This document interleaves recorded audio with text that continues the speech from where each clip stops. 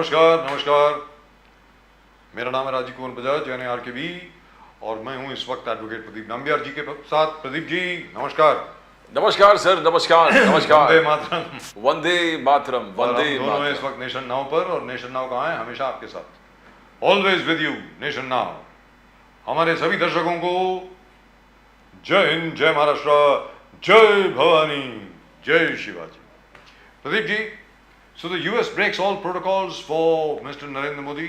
Yes, yes sir. Amazing, absolutely amazing, and I think every Indian should feel very, very proud of all that Mr. Modi has managed to achieve in the US.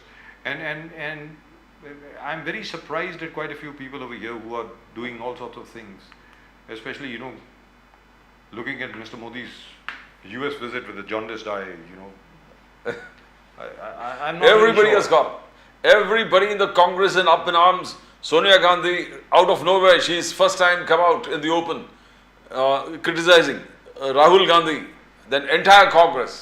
Manipur, Manipur, Manipur. Nobody wants to talk. They want to discredit US. US visit is nothing for them. Yes, which is very strange. Not just the US visit, but everything else also that the Prime Minister has managed to achieve. For the first time, GE and the Indian Air Force are, they've already signed an MOU. For the first time, the United States is giving a technical waiver to India. South Korea, Japan, they've been trying very, very hard for exactly the same deal. The Americans have refused. It's only India that has got it. The GE fighter engines for the Indian Air Force. Now that's a game changer as far as the Indian subcontinent is concerned. And I think every Indian ought to be proud. It's one of the biggest democratic, you can say, strategic victories for India where diplomatic relationship is concerned. सबसे बड़ी बात यह है जो नरेंद्र मोदी जी ने जो achieve किया है यूएस में, स्पेशली जनरल इलेक्ट्रिक और इंडियन एयर फोर्स के बीच में, ignored the armed forces. Exactly, sir. तो मतलब this is terrible. You can't be a superpower if you're not well secure and tight. We should try for peace but be prepared for Yes, war. for war. That's it. और at the moment with us, अरे भाई नरेंद्र मोदी जी ने जो achieve किया है अभी US में, पहले ही 1 या 2 दिन के अंदर ही, जिसमें जनरल इलेक्ट्रिक के जो इंजन्स हैं वो हमारे फाइटर एयरक्राफ्ट में we'll be able to develop them together. एक टेक्नोलॉजिकल क्वांटम जंप मिलेगा हिंदुस्तान को, और उसके अलावा ना जाने कितनी चीज़ें और $80 billion worth of defence equipment we are buying from the United States. और यूएस के जितने भी इंडस्ट्रियलिस्ट हैं, everybody wants to come to India. जैसे भाई हमें भी इन्विटेशन दीजिए, हम भी आना चाहते हैं, यहाँ भारत में निवेश करना चाहते हैं. तो हमें तो ऐसा लगता है कि पूरे भारत को गर्वान्वित होना चाहिए इसको लेकर के. लेकिन हमारे यहाँ पे वेरी सैडली, मतलब मुझे बड़े अफसोस के साथ कहना पड़ता है कि हमारे जो काफ़ी ऑपोजिशन के लोग हैं, स्पेशली कांग्रेस के जो लोग हैं, वो आज भी मतलब मोदी जी का मजाक उड़ा रहे हैं यूएस में, विच इज़ वेरी सैड. इसके बारे में कुछ कहेंगी आप, प्रेरणा जी? राजीव जी, नमस्कार टू बोथ ऑफ यू. कल का दिन हमारे लिए बहुत ही खास था. मुझे लगता है अपार्ट फ्रॉम पॉलिटिक्स, हर एक इंडियन को, हर एक हिंदुस्तानी को कल का दिन हम जब देख रहे थे तो हर एक कोई अभिमान और गर्वान्वित हो रहा था. International yoga day UN headquarter में जो सेलिब्रेट हुआ वो बहुत ही बढ़िया और शानदार रहा. जैसे आपने अभी कहा, कांग्रेस वाले लोग अभी क्या कह रहे हैं, मुझे लगता है इसको लीस्ट इम्पोर्टेंस भारतीय लोग दे रहे हैं, और हर बार यही गलती दोहराने का काम कांग्रेस करती है. हमने देखा मोदी जी ने इंटरनेशनल रिलेशनशिप बिल्डिंग में ये 9 सालों में देश को बहुत आगे लेके गए हैं वो. और जो यूएस विजिट है, इसमें जो MOUs साइन हुए, एक तरफ हम यही राहुल गांधी देखते हैं जो विदेश में जाकर अपने देश के बारे में सिर्फ बुराई बुराई बुराई और सिर्फ बुराई करते हैं, और दूसरी तरफ हम जब मोदी जी को देखते हैं तो ये बुराई छोड़कर देश के लिए सबसे अच्छा क्या हो सकता है इसके बारे में सोचने वाले प्रधानमंत्री हमें मिले हैं. तो मुझे लगता है ये दोनों भी जो है वो एग्जैक्टली ऑपोजिट पोल्स है. Congress is completely negative and Modi ji is completely positive apart from all this negative things. तो ये इनको हजम नहीं हो रहा है कांग्रेस को. इतना बढ़िया उनके अलावा देश में जब वो थे वो नहीं कर पाए, और हर एक बेंचमार्क सेट करने का काम मोदी जी की ओर से जो हो रहा है वो उनको चैलेंजिंग लग रहा है और उसकी वजह से परेशानी हो रही है। वो बीट तो नहीं कर सकते हैं, लेकिन वही गलती बार बार दोहरा रहे हैं। लेकिन यहाँ पर प्रेरणा जी सबसे बड़ी बात यह है, क्योंकि कांग्रेस की तो बहुत बड़ी वेल प्लान स्ट्रेटजी है, जैसे प्रदीप जी बार बार बोलते हैं कि कर्नाटक में उन्होंने देख लिया कि किस प्रकार जेडीएस का जो मुस्लिम वोट था पूरा का पूरा उनकी तरफ आ गया, तो अब उनको लगता है कि पूरा अल्पसंख्यक वोट जो है पूरे देश में एक बार फिर वापस कांग्रेस की तरफ आ जाएगा, जैसे एक ज़माने में हुआ करता था। अल्पसंख्यक वोट हो यानी मुस्लिम वोट, उसके अलावा दलित वोट, उसके अलावा schedule tribe vote, schedule caste schedule tribe vote, वो एक बार अगर कांग्रेस की तरफ आ जाएगा तो Congress will be able to pose a very very very good challenge to the Bharatiya Janata party. तो वो तो बड़ी प्लान्ड, बड़ी योजनात्मक रणनीति के साथ चल रहे हैं, क्योंकि बार बार राहुल गांधी जी का ये कहना कि अल्पसंख्यक खतरे में है, अल्पसंख्यक खतरे में है, अल्पसंख्यक खतरे में है, तो they are proceeding very strategically. अब आप ये बताएं, जहां तक भारतीय जनता पार्टी का प्रश्न है, आप लोग इस प्रोपेगेंडा को काउंटर कैसे करेंगे, वो जरा बताएं प्रेरणा जी। राजीव जी, कर्नाटका में कांग्रेस की जीत हुई है, हम सब लोगों ने देखा, माना, और इसके बारे में जो चिंतन था वो भारतीय जनता पार्टी अपने हिसाब से कर रही है। लेकिन उसका कारण अगर हम ये बताएंगे कि अल्पसंख्यक लोगों ने उनको वोट किया, उसकी वजह से वो जीते हैं और आने वाले समय में वही चीजें हमें दिखाई देंगी, तो मुझे लगता है ये सरासर उनका जो एनालिसिस है। कर्नाटका की जीत है। जब हम लोकशाही प्रधान देश में चल रहे हैं तो हार जीत तो होती रहती है, लेकिन मुझे ऐसा लगता है कि पिछले 70 सालों में गरीब को और गरीब बनाओ ये एजेंडा लेकर अल्पसंख्यक लोगों के बलबूते पे जो कांग्रेस जा रही है, उसको 2024 में, 2019 में अभी थर्ड टाइम हम देखेंगे कि यही अल्पसंख्यक लोग, यही मुस्लिम लोग, दलित वोट बैंक, सारे लोगों ने बहुत स्ट्रांगली मोदी जी को वोट किया है, मोदी जी के पीछे खड़े रहे हैं, और उसी वजह से ये ट्रिमेंडस विक्ट्री हमें मिलती रही है। स्टेट में एजेंडा जो चलते हैं वो अलग तरीके के होते हैं, और उसमें कुछ कम ज्यादा कर्नाटका में हुआ, जिसकी वजह से हमें कम वोट्स मिले, वहां पे कम सीट्स मिल सकी। लेकिन जब हम 2024 के लोकसभा चुनाव के बारे में देखते हैं तो मुझे बिल्कुल भी नहीं लगता है, आज अल्पसंख्यक समाज को भी ये समझ में आया है कि गरीब को और गरीब बनाओ ये एजेंडा कांग्रेस और डराओ चल पा सकता है, और डराओ, यस, और डराओ, और भारतीय जनता पार्टी की शक्ल दिखा दिखा के डराओ। प्रेरणा जी, आज खुलकर सोनिया गांधी खुद बाहर आई है। Sonia Gandhi saying they are trying to discredit Modi's visit to US. बोले कि मणिपुर इज बर्निंग, 50 दिन हो गए Manipur is burning and Prime Minister Modi is not concerned about Manipur. Sonia Gandhi khud aake, I think she has broadcasted her message saying peace in Manipur. Rahul Gandhi keh raha hai ki all party meeting Prime Minister government ne bulaya hai, but Prime Minister is not there. Prime Minister is not serious. How can you have an all party meeting without the Prime Minister on Manipur? That is what Rahul Gandhi is saying. He says Congress, BJP and Modi is not about Manipur. फिर examples देते वो से बोला 2018 में Kerala flood हुआ, तभी prime minister was not in India. 2021 में farmers protest हुआ तो prime minister was in Bangladesh, and now 2023 you got big problem in Manipur in India and prime minister is not in the country. Prerna ji, how are you going to combat the Congress charge against BJP that you are not worried about internal जो disturbances है? प्रेरणा जी, ये हड़बड़ाहट है। जब हम लोगों को convince नहीं कर सकते हैं तो उनको कंफ्यूज करो।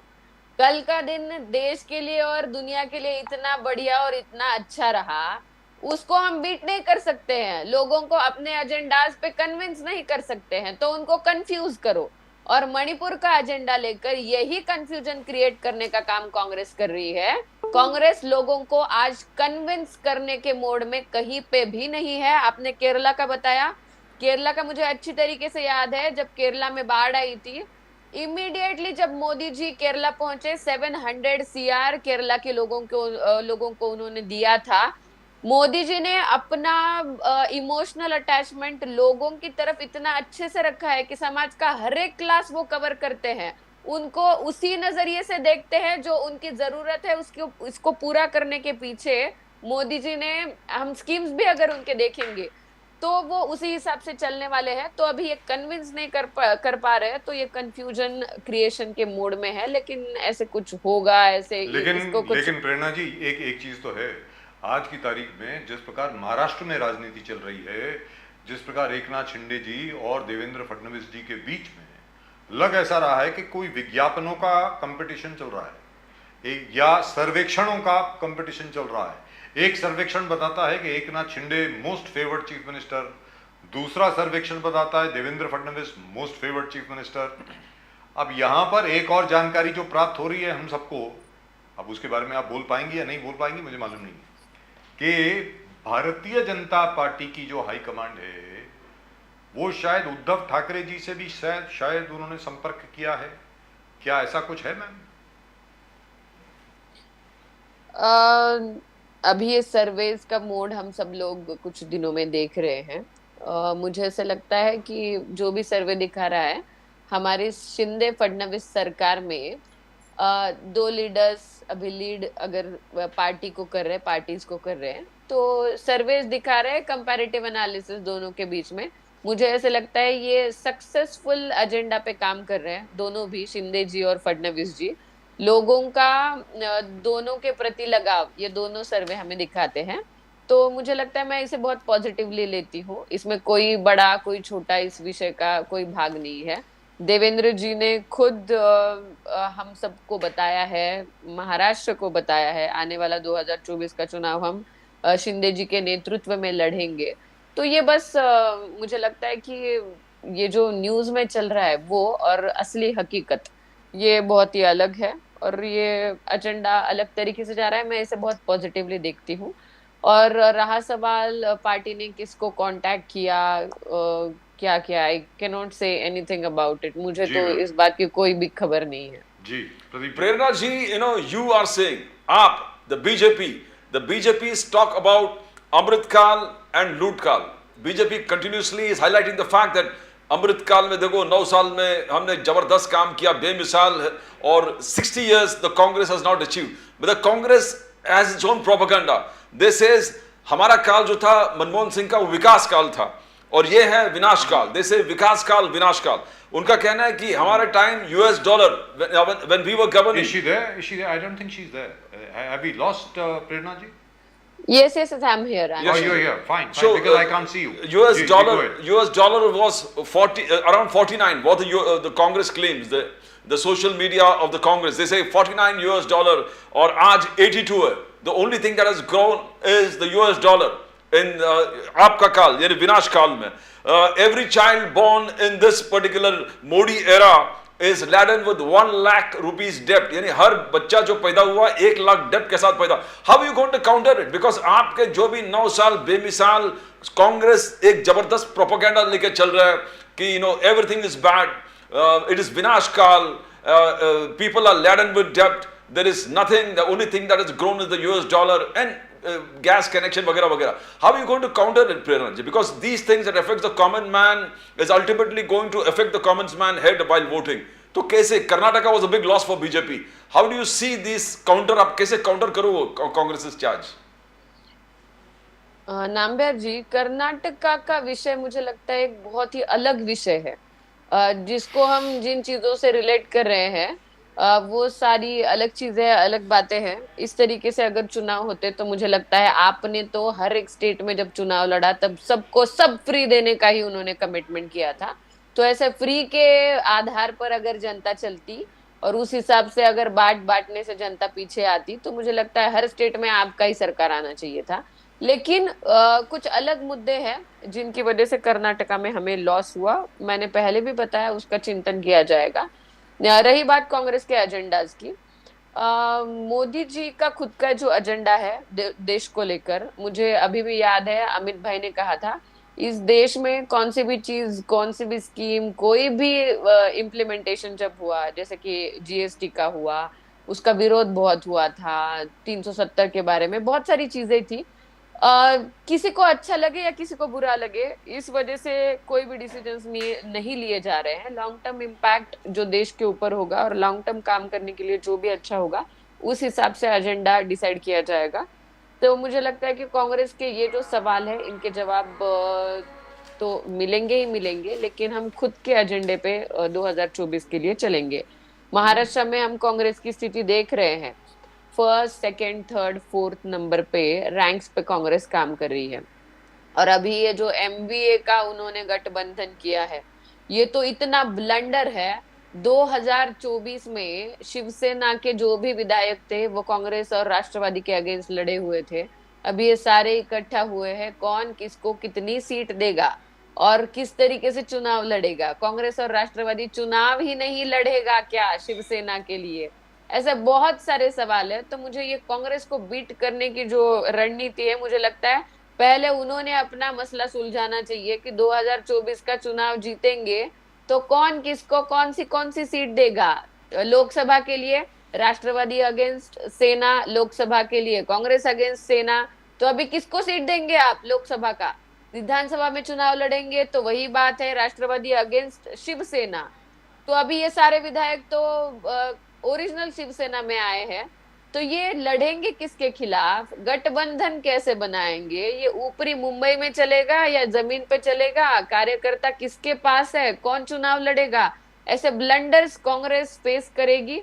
तो महाराष्ट्र की बात जब आती है, हम महाराष्ट्र से आते हैं, तो ये बहुत बड़े बवंडर में फंस चुके हैं। तो 2024 के लिए इनका इंटरनल कम्युनिकेशन करना ही बहुत डिफिकल्ट है, जीतना तो बहुत दूर की बात है।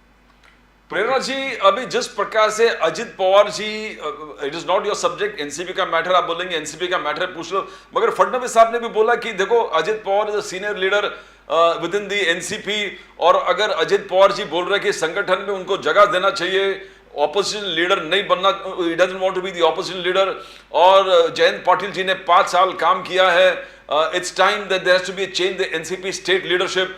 एंड आज अजित पवार जी को इस प्रकार से बोलने की जरूरत पड़ रहा है कि मुझे कोई पद दो संगठन में एनसीपी के, तो आप ये कैसे देख रहे हो? How is it going to B?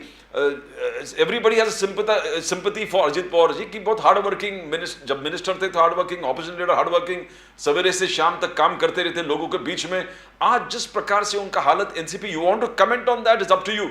कैसे देखते हो? Is it beneficial for the BJP? Are you happy the way things are happening in the NCP? आपको ठीक लग रहा है कि यही हो जाए, उद्धव ठाकरे जी टोटल तकलीफ में है, या शरद पवार जी, अजित पवार जी में ये प्रॉब्लम है, नाना पटोले जी निकालेंगे नहीं निकालेंगे, वो वेणुगोपाल, तो how do you see the opposition? Is it good for democracy?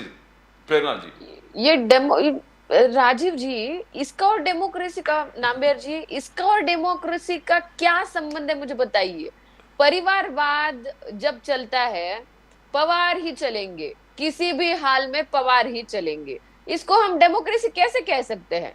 मैं तो मतलब मुझे बड़ा गर्व होता है, भारतीय जनता पार्टी देश में सिंगल लार्जेस्ट ऐसी पार्टी है जो परिवारवाद से दूर है और लोकशाही के एजेंडा पे चलती है। हम राष्ट्रवादी में देख रहे हैं, शरद पवार जी ने इस्तीफा दिया। इस्तीफा क्यों दिया उनको ही पता है।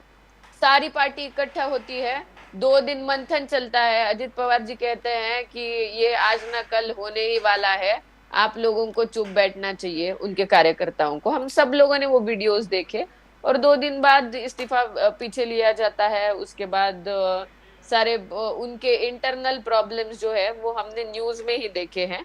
तो मुझे ऐसा लगता है कि राष्ट्रवादी में भी ये परिवारवाद का झगड़ा जो है वो अभी सर चढ़कर बोलने लगा है। उनको शायद से लग रहा होगा कि कैपेबिलिटीज के अनुसार उनको जगह नहीं मिल रही है, so he is demanding his position in Rashtrawadi. ऐसे बाहरी तौर पे दिख रहा है। जी, जो अटकलें लगाई जा रही हैं वो ये हैं कि शायद अजीत दादा पवार साहब जो हैं एक बार फिर एक रास्ता बना रहे हैं भारतीय जनता पार्टी की तरफ आने का।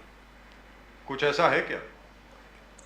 हमारे प्रदेश अध्यक्ष जी ने बोला है, जो हमारे विचारों को एक्सेप्ट करेगा, जो हमारी पार्टी को एक्सेप्ट करेगा, वो पार्टी में आ सकते हैं।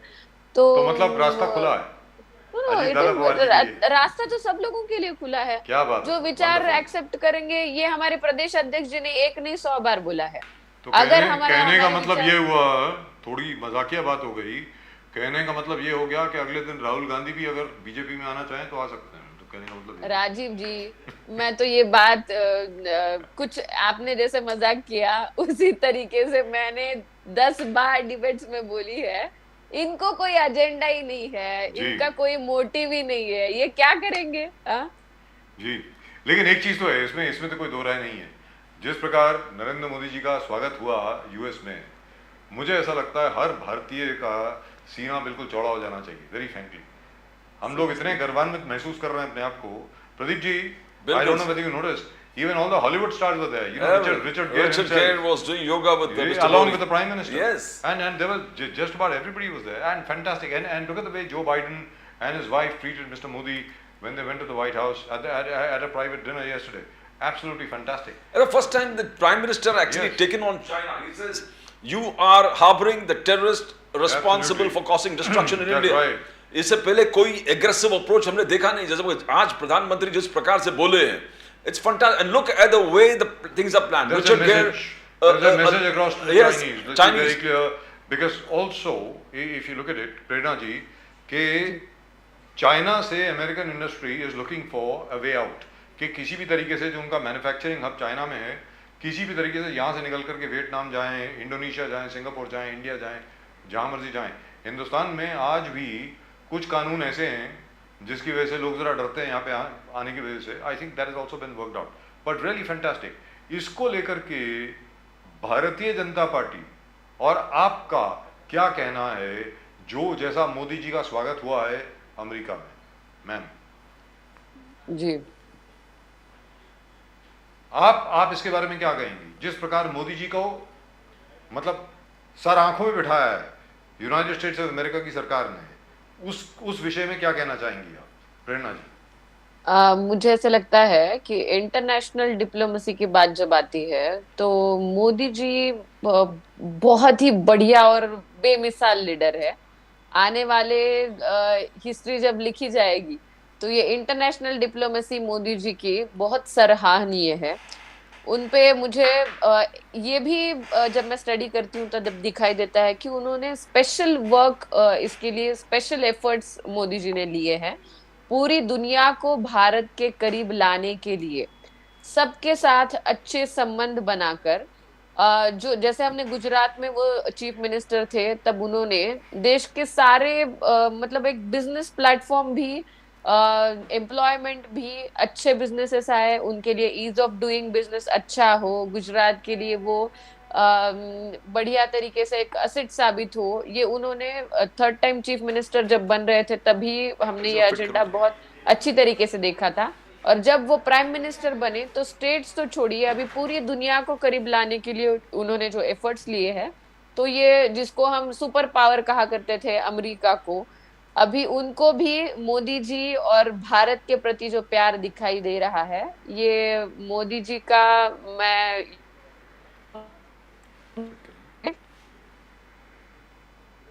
आई थिंक वी सीम टू तरीके से जी बिल्कुल आगे जा रही है। और इसका चित्र हमने कल सब लोगों ने अनुभव किया। Guinness book of world record में करीब सबको करीब लाने के लिए यूनाइटेड नेशंस के हेडक्वार्टर में इंडियन योगा होता है, और इतने अच्छी तरीके से पूरे उत्साह के साथ यूनाइटेड नेशंस इसको मनाता है। ये हम लोगों के लिए बहुत ही गर्व की बात है। दुरुस्त बात है। और 130 देशों के लोगों ने, 130 देशों के नागरिकों ने नरेंद्र मोदी जी के साथ योगा किया यूनाइटेड नेशंस के लॉन्स पर, which is absolutely fantastic and really and truly wonderful, absolutely wonderful. प्रेरणा जी बहुत बहुत धन्यवाद। No, I just wanted to ask about something. Right, please go ahead. Yes, प्रेरणा जी, उद्धव ठाकरे जी जिस प्रकार से संजय राउत कह रहा है कि you the BJP are targeting the opposition, आज जैसे सूरज पाटकर और वो सूरज चौहान पाटकर पे लगातार रेड्स हो रहा है, दे आर फोर्स्ड, मतलब करप्शन बीजेपी में, करप्शन एकनाथ शिंदे जी बीजेपी में हो रहा है, इसलिए 1 तारीख को शिवसेना टेकिंग, उद्धव सेना taking a big Morcha BMC में। बट आप उससे पहले रेड करना शुरू कर दिया, अलग अलग टारगेटिंग, जिस प्रकार राहुल गांधी भी बोल रहे थे opposition is being targeted, state में आप उद्धव सेना को टारगेट कर रहे हो। ये targeting of opposition has become a BJP policy, Prerna ji, that is what Uddhav Thackeray ji is saying. मुझे ये सारी चीजों मुझे अभी ठीक से याद नहीं आ रहा है। ये संजय राउत जी ने किसी का नाम लिया था, किसी नेता का, जिनके बारे में ईडी को इन्फॉर्मेशन देने वाले थे। मैं तो कहती हूँ हर एक का अगर किसी को प्रॉब्लम है तो इस संवैधानिक देश में हमारे पास सारे सिस्टम्स है, इन लोगों ने वो यूटिलाइज करने चाहिए। ऐसे ब्लेम गेम्स करने से अच्छा है इन्होंने जो काम किया है वही सामने आ रहा है। बीएमसी पे अभी ये मोर्चा निकालने का इनका जो एजेंडा है, मुझे लगता है इनके एमवीए में 2-2.5 साल इनको मिले। किन किन लोगों को इन्होंने घर में बिठाने का, हमने बहुत सारे एजेंडास देखे जो सिर्फ बंद करने के और उसके अगेंस्ट काम करने के इन्होंने किए थे। मुझे लगता है अभी वो बंद होकर प्रोग्रेसिव महाराष्ट्र आगे बढ़ रहा है, और जो लोगों ने सही में कुछ गलत चीजें की है उनको तो उसको फेस करना ही होगा। इनको भी कुछ कंप्लेंट्स है तो उस दायरे में जाकर संवैधानिक चीजों के बारे में ये सोच सकते हैं, काम कर सकते हैं। राइट प्रेरणा जी, बहुत बहुत धन्यवाद आपका हमारे साथ जुड़ने के लिए। Always a pleasure talking to you ma'am, thank you very much. Thank you Rajiv ji, thank you very much, thanks a lot, thank you. Vande Mataram ma'am, Vande Jai Mataram, Bhavani, Vande Jai Shivaji, thank you very much, really wonderful talking to such an articulate, passionate young person from the Bharatiya Janata Party as always. The BJP has groomed a lot of young blood into the system. Right, but of course the only problem is that they all have a very one-dimensional view of the world, so which is fine. I mean, that's the way the BJP is. And at the moment with us, from the very effervescent, rejuvenated, resurrected Congress, Mr. Hanumant Pawar. Hanumant Pawar साहब, नमस्कार। नमस्कार नमस्कार नमस्कार sir, नमस्कार। वंदे मातरम। जय हिंद, वंदे मातरम, जय जय हिंद, जय महाराष्ट्र। हनुमंत पवार साहब, अब भारत जोड़ो यात्रा पार्ट 2 और उसके अलावा हर जगह पर हम लोग देख रहे हैं किस प्रकार कांग्रेस एक बार फिर वापस आ रही है। आपका जो वोट बैंक है फिर वापस आपके पास आ रहा है। बिल्कुल, मतलब एक जमाना था कि ब्राह्मण, मुसलमान, SC ST पूरा का पूरा वोट जो है कांग्रेस को बड़ा करता था।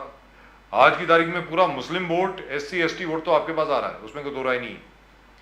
And as far the Bharat Jodo Yatra itself is concerned, that I think was really fantastic. And that footage of course is not the Bharat Jodo Yatra. I think that is what Mr. Rahul Gandhi in Chicago or somewhere. I don't know why we are showing it again and again. Maybe we should show the Bharat Jodo Yatra. Yeah, that's the lovely footage. Look at that, just look at that. Wow, amazing. और जो response Rahul Gandhi ji को मिल रहा है आज की तारीख में वो जबरदस्त है। और जिस सोची समझी रणनीति के ऊपर आप लोग चल रहे हैं, रिसर्च करके एक एक चीज के ऊपर, दैट इज एब्सोल्युटली फैंटास्टिक। तो आगे अब कांग्रेस में अब आगे क्या होने वाला है? क्योंकि ये बढ़ती हुई ताकत जो है, सॉरी मैं जरा वक्त ले रहा हूं, ये बढ़ती हुई ताकत जो है कांग्रेस की, उससे तो ये लग रहा है कि अब आपको प्रादेशिक पार्टियों की शायद जरूरत ही नहीं पड़ेगी। लगे ऐसा रहा है, इसके बावजूद कि कल शायद मीटिंग है आप लोगों की पटना में। जी बताएं। नहीं, पटना में कल होने वाली मीटिंग तो हिस्टोरिकल मीटिंग होगी। क्या बात है? ये बात आपने बिल्कुल सही कही आपने कि कांग्रेस बुनियादी तौर पे काम कर रही है जी, ग्राउंड पे कांग्रेस फिर से जुड़ रही है जी। ये सच बात है कि हम जड़ से थोड़े छूट गए थे। हमारा कुछ तो हमारी गलतियां हुई थी, इसलिए लोग हमसे, हमारी जो वोट बैंक है वो दूर जाती दिख रही थी। लेकिन अब राहुल जी ने जड़ से कांग्रेस को मजबूत करने के लिए ठानी है, वो मेहनत कर रहे हैं, आप देख रहे हैं, हमसे भली भांति आप भी पहचानते हो कि अब कांग्रेस हिल गई है। अब कांग्रेस लोगों से जुड़ रही है। इसका मतलब ये नहीं है कि हमें जो रीजनल पार्टीज है उनकी जरूरत नहीं है।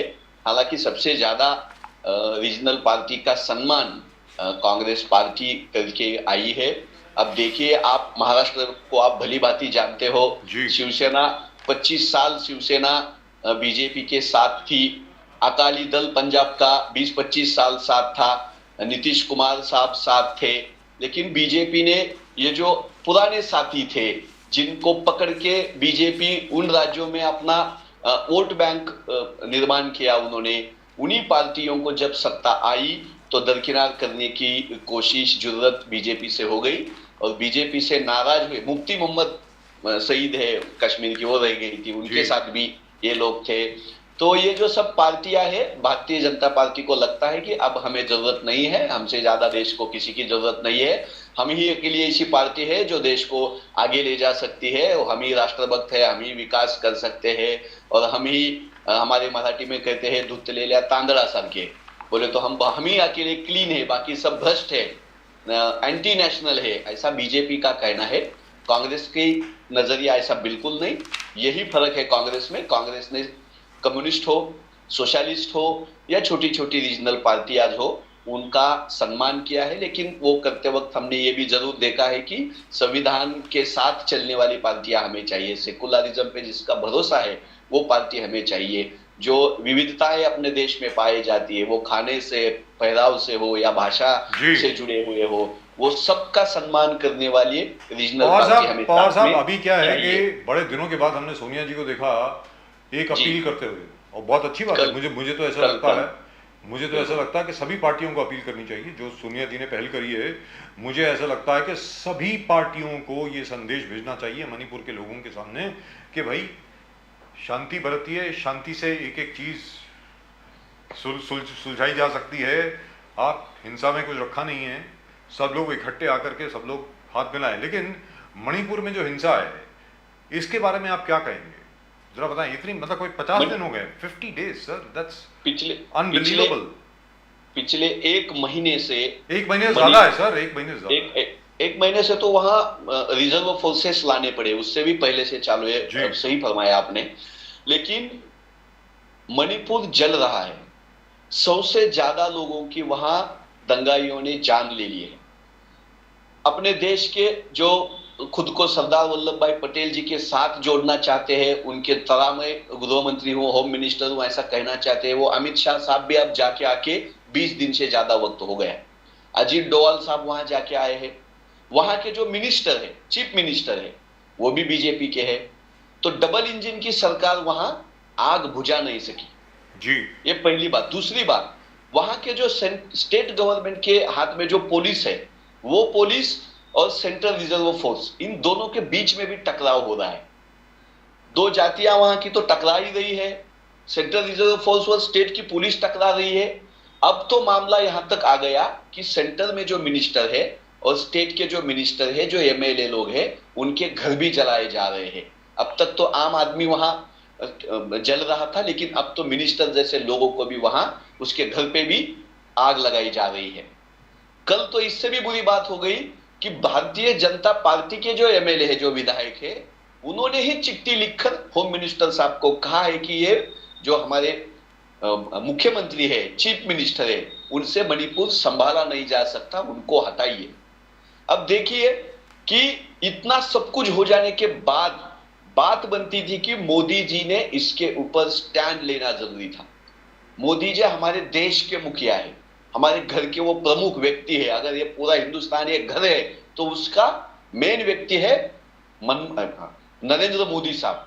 लेकिन मोदी साहब कुछ भी नहीं बोल रहे हैं, मोदी साहब शांति का आह्वान नहीं कर रहे, मोदी साहब आगे आके किसी को भी विश्वास में लेके कुछ तो कदम उठा रहे, ऐसा ये महीना भर में बिल्कुल दिखा नहीं।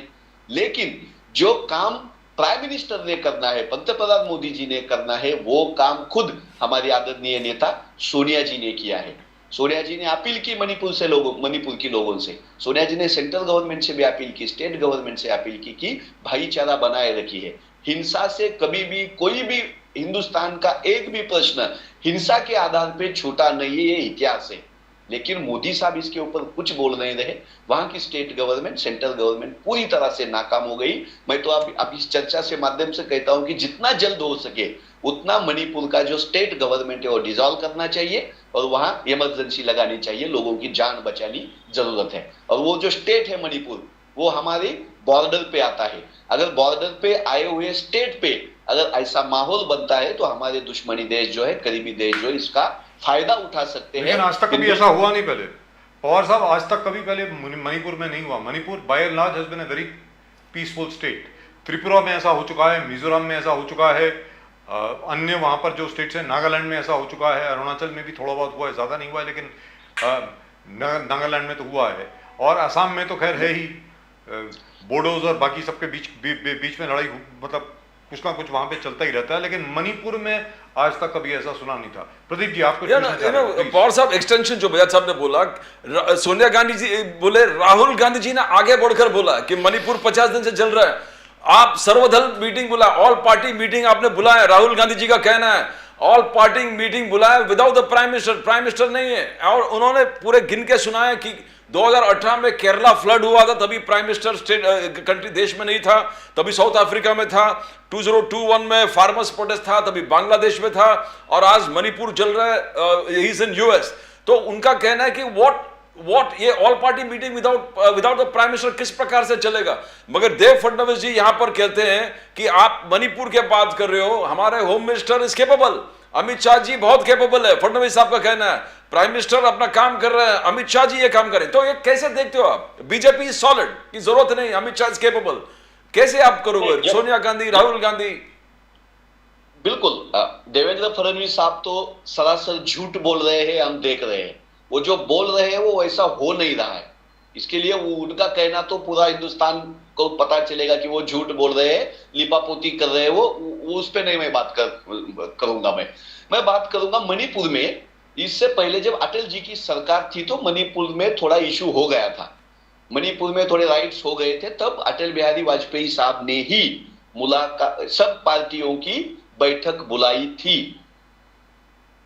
अटल बिहारी वाजपेयी साहब ने बैठक बुलाई थी, इतना इशू नहीं था, फिर भी सब पार्टियों के मुखिया को बुलाया था, उनसे विचार विनिमय किया था, वहां से रास्ता निकला था। मणिपुर 8-10 दिन में शांत हुआ था। अब मल्लिकार्जुन खड़गे साहब हमारे राष्ट्रीय अध्यक्ष है, उन्होंने चिट्ठी लिखी है प्राइम मिनिस्टर ऑफिस को कि जल्द से जल्द आप सभी पार्टियों को इकट्ठा बिठाइए। मणिपुर की रीजनल पार्टियां हो, मणिपुर में जो रूलिंग पार्टी है आपकी बीजेपी सेंटर में रूलिंग पार्टी है, सब पार्टियों को इकट्ठा बुलाइए और सब मिलके हम इसका हल निकालेंगे, लोगों के सामने जाएंगे। लेकिन बीजेपी की ये कोशिश हर बार रही है। जब नोटबंदी से देश में सब हाहाकार मचा था, तभी भी वो चाइना जापान दौरे पे गए थे। जब भी कोई इशू अपने हिंदुस्तान में होता है, लोग परेशान रहते हैं, तब मोदी साहब देश छोड़ के चले जाते हैं, राम भरोसे देश को छोड़ के चले जाते हैं। अब मणिपुर से जो धुआं उठ रहा है, वो धुआं अमेरिका का जो उनका दौरा है वहां तक उसकी आग है। लेकिन नरेंद्र मोदी साहब का बिहेवियर ऐसा रहता है कि मानो कुछ हुआ ही नहीं, नजरअंदाज करना, चुप्पी डाल के बैठना, किसी से सलाह मसलत करना नहीं, किसी की एडवाइस लेनी नहीं, हमें ही सब समझ में आता है, हम ही सब करने वाले हैं। ये जो रवैया है उनका, वो देश को आगे जाके कहां डुबाएगा, ये मेरे जैसे नौजवान। और साहब आपका कहना है, इंडियन नेशनल कांग्रेस का कहना है कि मनमोहन सिंह का वक्त जो दौर था वो विकास काल था, बोले कि मोदी जी का जो दौर है वो विनाश काल है। आपका कहना है कि यूएस डॉलर तभी 49 था, अभी यूएस डॉलर 82 पार होके 83, 84 में चला गया है। मगर बीजेपी का कहना है कि अमृतकाल है, ये अमृतकाल है पोस्ट मोदी, और प्री मोदी जो है वो लूट काल थे, आप लोग लूट रहे थे, देश को आप लोग ने लूटा, इंडियन नेशनल कांग्रेस ने देश को लूटा। बोले कि 2014 से पहले एवरेज ईयरली इनकम 86,000 था, आज मोदी जी ने डबल कर दिया है। अमृतकाल में 2022 1,72,000 है, 1,70,000 ईयरली एवरेज इनकम है लोगों का। बोले हमने जो भी है डबल कर दिया है। 60 साल कांग्रेस का, 9 साल बेमिसाल मोदी जी का, हर चीज डबल कर दी है। एयरपोर्ट 74 थे, मोदी जी ने 148 कर दिए।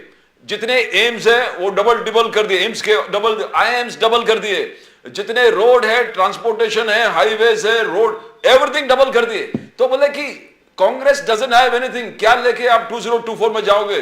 पवार साहब, बीजेपी के कार्यकर्ताओं के सामने ये बातें अगर बीजेपी के लीडर बताते हैं तो शायद तालियां बज सकती है। लेकिन मसला ये है कि ये मुद्दे लेके जब हम लोगों के पास जाएंगे, आम आदमी के सामने जाएंगे, तो भाई वो पूछ रहा है कि अमृत काल में मुझे 1200, 1300, कहीं कहीं तो 1400 रुपए में मुझे गैस सिलेंडर लेना पड़ता है। ये अमृत काल है ना, तो गैस की कीमतें कम करो। ये अगर अमृत काल है तो 100 के पार पेट्रोल कभी गया, वो 80 तक 70 तक मिलता था हमें जब कांग्रेस का लूट का राज वो कहते हैं ना, तब तो वहां तक लाइए। अमृत काल में ईंधन की कीमतें कम कीजिए। अमृत काल में हमारे यहाँ का नौजवान पूछ रहा है कि जो बेरोजगारी का, अनएम्प्लॉयमेंट का जो रेट है वो पिछले 60 साल में सबसे हाई लेवल पे जाके पहुंचा है। हमारा नौजवान पूछता है कि अगर ये अमृत काल है तो मेरे हाथ को नौकरी क्यों नहीं। हमारी औरतें पूछती है कि जो हमारे घर में जो चावल आते हैं, जो दाल आती है, जो तेल आता है, वो तेल सस्ता करने की मेहरबानी अगर मोदी साहब करते हैं तो वो जो बड़े बड़े आंकड़े फेंक रहे हैं, जो आईआईएम आईआईटी की बात कर रहे हैं, जो अमित 5वीं 6ठी इकोनॉमी की बात कर रहे हैं, उस पे आम लोगों का भरोसा बैठेगा। यहाँ के आम आदमी की भी ईडी ने चौकसी करनी है कि वो इतने कम आय में, इतने कम दाम में, इतनी महंगाई में घर कैसा चलाता है। इस चर्चा के माध्यम से मैं सेंट्रल गवर्नमेंट को आह्वान करूंगा कि हमारे जैसे गरीब घर के लोगों के खर्चे कैसे चलते हैं, इसकी भी ईडी चौकसी लगाई जाए इस अमृत काल में। बल्कि अपोजिशन के लीडर की आप जैसे लगाते हो, हमारी भी चौकसी करो एक बार। अमृत काल में हमें खाना पेट भर मिलना चाहिए। अमृत काल में हमें सुविधाएं जो है हमारी जो महंगी हो गई है वो हमें कम में मिलनी चाहिए, फिर जाके हम मानेंगे कि ये सही में अमृत काल है। पवार साहब, भारतीय जनता पार्टी के जितने भी नेता और जितने भी प्रवक्ता इस शो पर आए हैं, उन सब लोगों से हमने ये सवाल पूछे हैं जो आप अभी पूछ रहे हैं ना, ये प्रदीप जी और मैंने ये सवाल पूछे हैं जी, और बार बार यही पूछा है कि भैया जब महंगाई हद से बाहर हो जाती है, इनकम बढ़ती नहीं है, तूर दाल जो होती है वो 130 रुपए की जब हो जाती है, गैस का सिलेंडर जो है वो 1150 या 1200 का हो जाता है, चलिए 1150 मान लेते हैं, तब सरकार जो है वेलफेयर स्टेट है वो सब्सिडी देती है। क्योंकि साहब देखिए ऐसा है, मेरा तो ये मानना है, कोई सरकार प्रॉफिट एंड लॉस अकाउंट पे नहीं चलती है। ये सरकार जो है वेलफेयर स्टेट होता है ना, लोगों के लिए है ना सरकार। तो सामने से जब आर्ग्यूमेंट आती है कि हमारी ऑयल कंपनी जो है they are back in a profit, अरे यार तुम प्रॉफिट के लिए चला रहे हो क्या भारत सरकार को? भारत सरकार कोई अंबानी या अडानी या सिंघानिया या रुया या हमारे अजीम प्रेमजी साहब या नारायण मूर्ति साहब की कंपनी नहीं है ना। You are running it for the people. मेरा ये कहना है कि आज की तारीख में आपके खिलाफ जो क्रिटिसिज्म बीजेपी वाले करते हैं वो ये करते हैं कि देखिए साहब, कर्नाटक में उन्होंने जो वादे किए, राजस्थान में जिस प्रकार वो मुफ्त में चीजें दे रहे हैं, मध्य प्रदेश में जो वो वादे कर रहे हैं, उससे स्टेट जो है उसकी हालत खराब होने वाली है, क्योंकि इतना पैसा है नहीं। तो आप ये बताएं ये पैसा आएगा कहां से? जो आप सब्सिडी देंगे इन सब चीजों के लिए, जो दे भी रहे हैं आप अलग अलग स्टेट्स में, तो ये पैसा लाएंगे कहां से आप पवार साहब? आज ही मैंने दोपहर में नीलकंठ रथ बोल के बड़े इकोनॉमिस्ट है, ओडिशा से है, हमारे महाराष्ट्र में पिछले 55 साल से रह रहे हैं, बहुत बड़े इकोनॉमिस्ट है, मनमोहन सिंह साहब के दोस्त भी है वो। जी जी जी जी, वो नीलकंठ रथ सर है जिन्होंने बिलो पावर्टी लाइन, ये जो हमारे इसमें चलती है, वो लाइन लाने में उनका बड़ा रिसर्च था। जी। वो नीलकंठ रथ साहब कह रहे थे कि भाई कौन सा स्टेट रहेगा, कौन सा देश रहेगा, बचेगा, इकोनॉमी बड़ी हो जाएगी, वीक हो जाएगी, स्ट्रांग हो जाएगी, ये किसके ऊपर निर्भर करता है कि वहां का जो आम आदमी है उसको उसकी बुनियादी जरूरतों के लिए सरकार काम आती है कि नहीं आती है।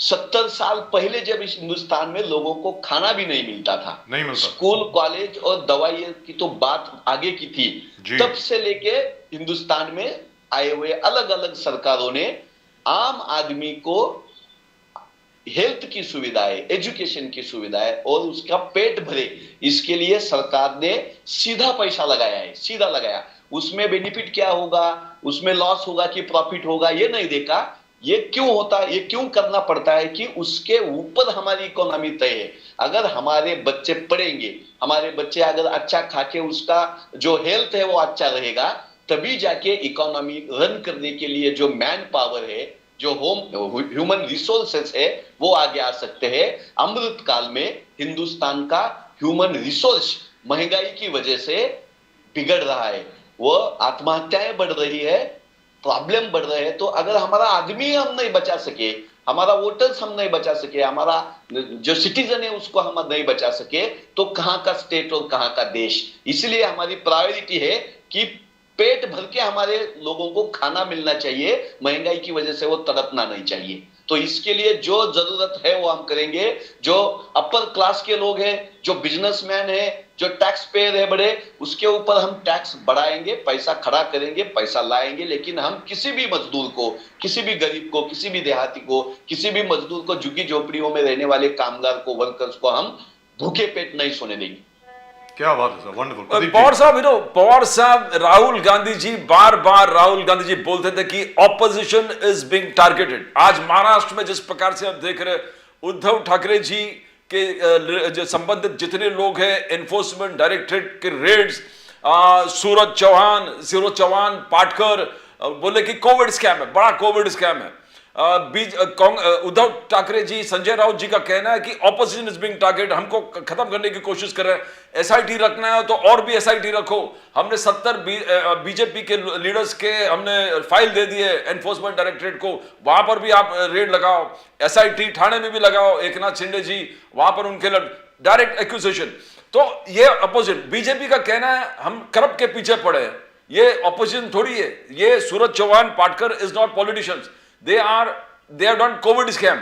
तो आपको कैसे लगता है, राहुल गांधी जी जो देश विदेश में जाके बोला ऑपोजिशन इज बीइंग टारगेटेड, ये हो रहा है कि ऑपोजिशन खत्म होने वाला है जिस प्रकार से रेड चल रहा है, इलेक्शन पास आया, क्या देखते हो, हाउ डू यू, आप इसको कैसे फॉर्मुलेट करते हो पवार साहब? महाराष्ट्र में तो हम भली भांति पिछले 5-7 साल से देख रहे हैं। कांग्रेस में नारायण राणे साहब थे, उनके कितने स्कैम है, इसके ऊपर इतना बड़ा कागजात का गट्टा हाथ में लिए हुए अभी जो हमारे देवेंद्र फडणवीस साहब है, वो विधिमंडल में हमारी जो लेजिस्लेटिव असेंबली है उसमें उन्होंने भाषण किया था। 30-35 स्कैम की यादी उन्होंने, एक लिस्ट बड़ी उन्होंने पूरे सदन में हमें गिनवाई थी। वो नारायण राणे साहब अभी सेंटर में मिनिस्टर बने हुए हैं। विजय कुमार गावित बोल के एक मिनिस्टर थे, ट्राइबल डिपार्टमेंट के वो मिनिस्टर रह चुके थे। उनकी बहुत बड़ी स्कैम की लिस्ट इन्हीं देवेंद्र फडणवीस साहब ने लेजिस्लेटिव असेंबली में पढ़ाई थी हमें। वो और उनकी बेटी जो अब मेंबर ऑफ पार्लियामेंट है, उनकी बेटी हिना गावित और विजय कुमार गावित अब महाराष्ट्र में एमएलए है, वो दोनों अब बीजेपी में चले गए हैं। तीसरी बात तो बहुत इंटरेस्टेड है, हमारे कांग्रेस पार्टी के हर्षवर्धन पाटिल साहब थे, पुणे में इंदापुर से वो बिलोंग करते हैं। उन्होंने तो भरी सभा में ये कह दिया कि भाई मैं अब बीजेपी में चला गया हूं तो मुझे अब चैन सी नींद आती है, अब मेरी ईडी सीबीआई मेरा कुछ बाल बाका नहीं कर सकती है। तो हर्षवर्धन पाटिल साहब हो, विजय कुमार गावित साहब हो, हमारे सम्माननीय नारायण राणे साहब हो, इन जैसे कईयों को बीजेपी ने खुद की पार्टी में लिया और उनको क्लीन चिट दे दी। तो हमारा एक कहना है कि अपोजिशन के जितने भी लोगों को अब बीजेपी टॉर्चर कर रहा है, उनके घर में घुस रहा है, उनकी बीवियां, उनके बच्चे हो, आपको मुझे बताने में बहुत बड़ा दुख हो रहा है। हसन मुश्रीफ साहब बोल के एनसीपी के हमारे मिनिस्टर थे, कोल्हापुर से बिलोंग करते हैं, उनके घर में जो बच्चे थे जो प्ले स्कूल में नर्सरी में पढ़ते थे, उन बच्चों को भी 3-3 दिन घर में बंद रख के हरेसमेंट ये देवेंद्र फडणवीस साहब के और अमित शाह मोदी साहब के ईडी के और सीबीआई के अफसरों ने किया है। ये पूरा महाराष्ट्र आंख खोल के देख रहा है। चुनाव लगने दो, इनमें अगर हिम्मत है, जुर्रत है, भ्रष्टाचार के खिलाफ लड़ने की इनकी अगर नीयत साफ है तो इन्होंने चुनाव लगाना। देखिए आप कि देवेंद्र फडणवीस साहब का जो घमंड है ईडी सीबीआई को लेके जो उन्होंने पाला है महाराष्ट्र में, वो चकनाचूर हो जाएगा। लेकिन वो तो कहते हैं ईडी का मतलब है एकनाथ शिंदे और देवेंद्र फडणवीस। बिल्कुल सही कहा उन्होंने, ईडी का मतलब एकनाथ शिंदे, देवेंद्र फडणवीस ही है और उनकी सत्ता के लिए ही ईडी के अफसर अब काम कर रहे हैं। और हम सबको याद है जिस प्रकार देवेंद्र फडणवीस जी भाषण देते थे एक वक्त जब वो ऑपोजिशन में थे अजीत दादा पवार जी के खिलाफ, और उसके बाद उन्होंने पवार साहब के साथ एक दिन की सरकार बनाई थी, अब अगर आपको याद होगा। ये तो लोकल का मामला है, उसके ऊपर मैं ज्यादा बात नहीं करूंगा। लेकिन अफजल गुरु को जब फांसी दी थी तो अफजल गुरु को शहीद दर्जा देने वाली, कहने वाली मुफ्ती मोहम्मद सईद के साथ ये सरकार बना सकते हैं। अजीत दादा तो लोकल का इश्यू है। पवार साहब, वी नीड टू अंडरस्टैंड किस प्रकार से नाउ अजित पवार जी है, एक विषय है, बट देव फडणवीस जी जिस प्रकार से कहा कि Matoshree was not functioning at all, जैसे उन्होंने कहा कि उद्धव जी बोल रहे कि क्या मोदी जी ने वैक्सीन बना दी है, देव फडणवीस जी कहते हैं कि पॉलिसी पैरालिसिस इतना था यूपीए सरकार के वक्त काम ही नहीं होता था। उद्धव जी मातोश्री से बोले कि नियरेस्ट जगह पे बाहर निकलते ही नहीं थे, बोले सरकार छोड़ दो। पवार साहब ने भी पॉइंट आउट कर दिया था कि मंत्रालय में सिर्फ 2 बार जाते थे। तो ये पॉलिसी पैरालिसिस है, ये policy paralysis has bought this government down.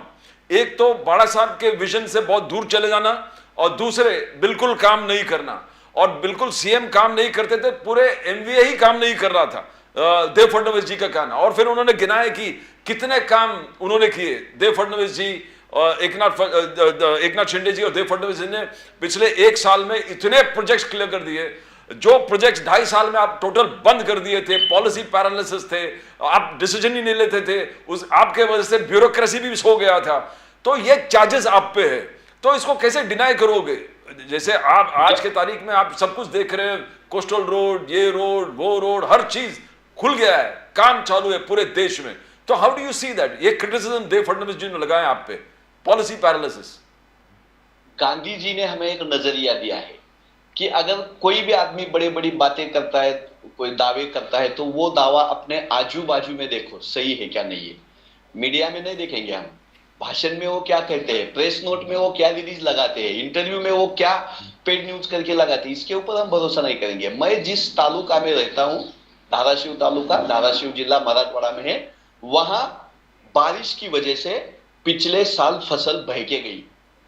तब का मुआवजा जो डिक्लेयर किया था एकनाथ शिंदे साहब ने, देवेंद्र फडणवीस ने, अब तक मिला नहीं, अब तक मिला नहीं, हम जगह अब तक नहीं मिला। और वैसे 13 से 14 तालुका है, डिस्ट्रिक्ट है मराठवाड़ा और विदर्भ में, जहां बहुत बारिश हुई थी, अकाली बारिश कहते हैं उसको, अवकाली पाउस, तो वहां बह गया था। 1 साल लग गया किसानों के हक की इन्होंने जो मंजूर की हुई है, जिसकी मंत्रिमंडल मीटिंग में जिसके ऊपर सिग्नेचर हुआ है, वो पैसा बांटने के लिए देवेंद्र फडणवीस साहब और एकनाथ शिंदे साहब को 1 साल लग गया। वजह क्या है हनुमंत पवार साहब, ये बताएं वजह क्या पैसे नहीं है या देना नहीं चाहते?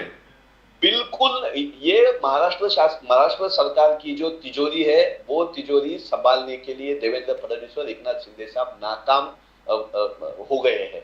उसका सबसे अच्छा उदाहरण है कि जो आपने जो कहा, बड़े बड़े प्रोजेक्ट चालू है, रास्ते चालू है, पुल चालू है, इंफ्रास्ट्रक्चर चालू है। आप महाराष्ट्र के किसी भी जो बिल्डिंग का डिपार्टमेंट है, हमारे तो बांधकाम, सार्वजनिक बांधकाम विभाग कहते हैं उसको, बीएमसी कहते हैं उसको, वहां जाके आप देखिए, हर एक डिस्ट्रिक्ट ऑफिस में, बीएमसी के हर एक डिस्ट्रिक्ट ऑफिस में 100 से ज्यादा कॉन्ट्रैक्टर के पिछले 1 साल से जो उनको अदा करने के जो बिल है, वो बिल रुका के रखे हैं, बिल्कुल इल्लीगली रुका के रखे हैं। वहां के अधिकारी उन लोगों को कहते हैं, वो कहते हैं जाके हमने काम किया है, हमारा पेमेंट दे दो, बिल दे दो, वो कहते हैं ऊपर से ऑर्डर है, बिल पेड करने का नहीं।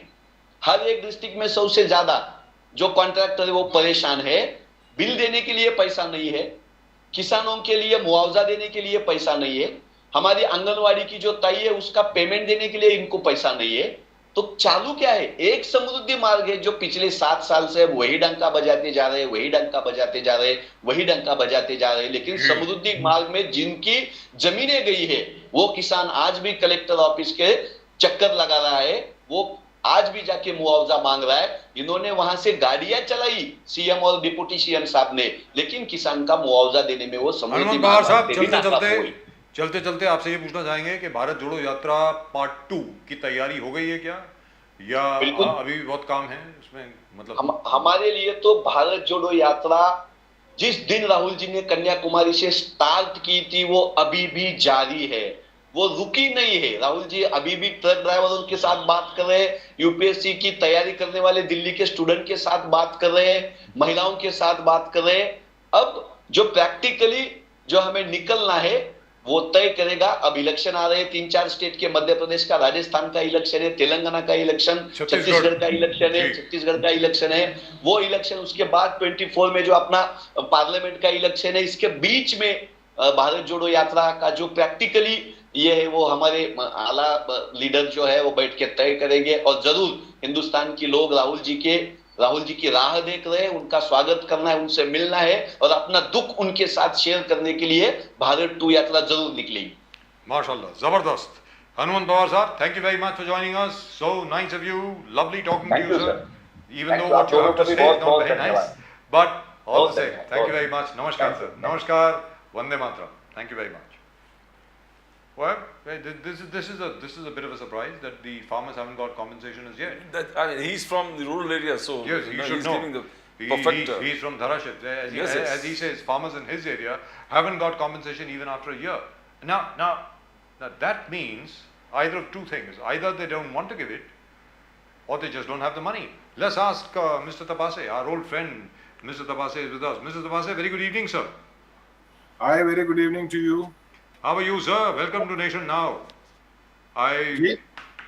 Mahesh Tapase sahab, Very good evening, Bajaj Saab and Amber ji. Good Namaskar, Thank you sir. so Vande much. Mataram, sir. Thank you. You're looking Vande Mataram. you're looking very elegant and very dapper in whatever it is that you're wearing. Very Yeah, very you should nice. be wearing this more. Very nice. Looks like reminds me of one Hollywood, of those Hollywood. old Hollywood stars. Hollywood stars, You know, yes. of the 50s. Fantastic. I think all sacrificial animals look beautiful on the Now he's being modest. Yes. Now he's being modest. He knows exactly how handsome he is. Yes. Tapase Sahab, do tell us, because just now this Mr. Hanuman Pawar of the Congress, he said that for more than a year, farmers, ever since this government has come to power, they promised compensation to farmers. And over a year, that compensation has not been paid. What's going on? Is it because the treasury is empty, or is there some procedural difficulty? What have you heard? I think in a year's time, Mr. Eknath Shindeji, who is also the Chief Minister, is busy justifying his coup. You understand?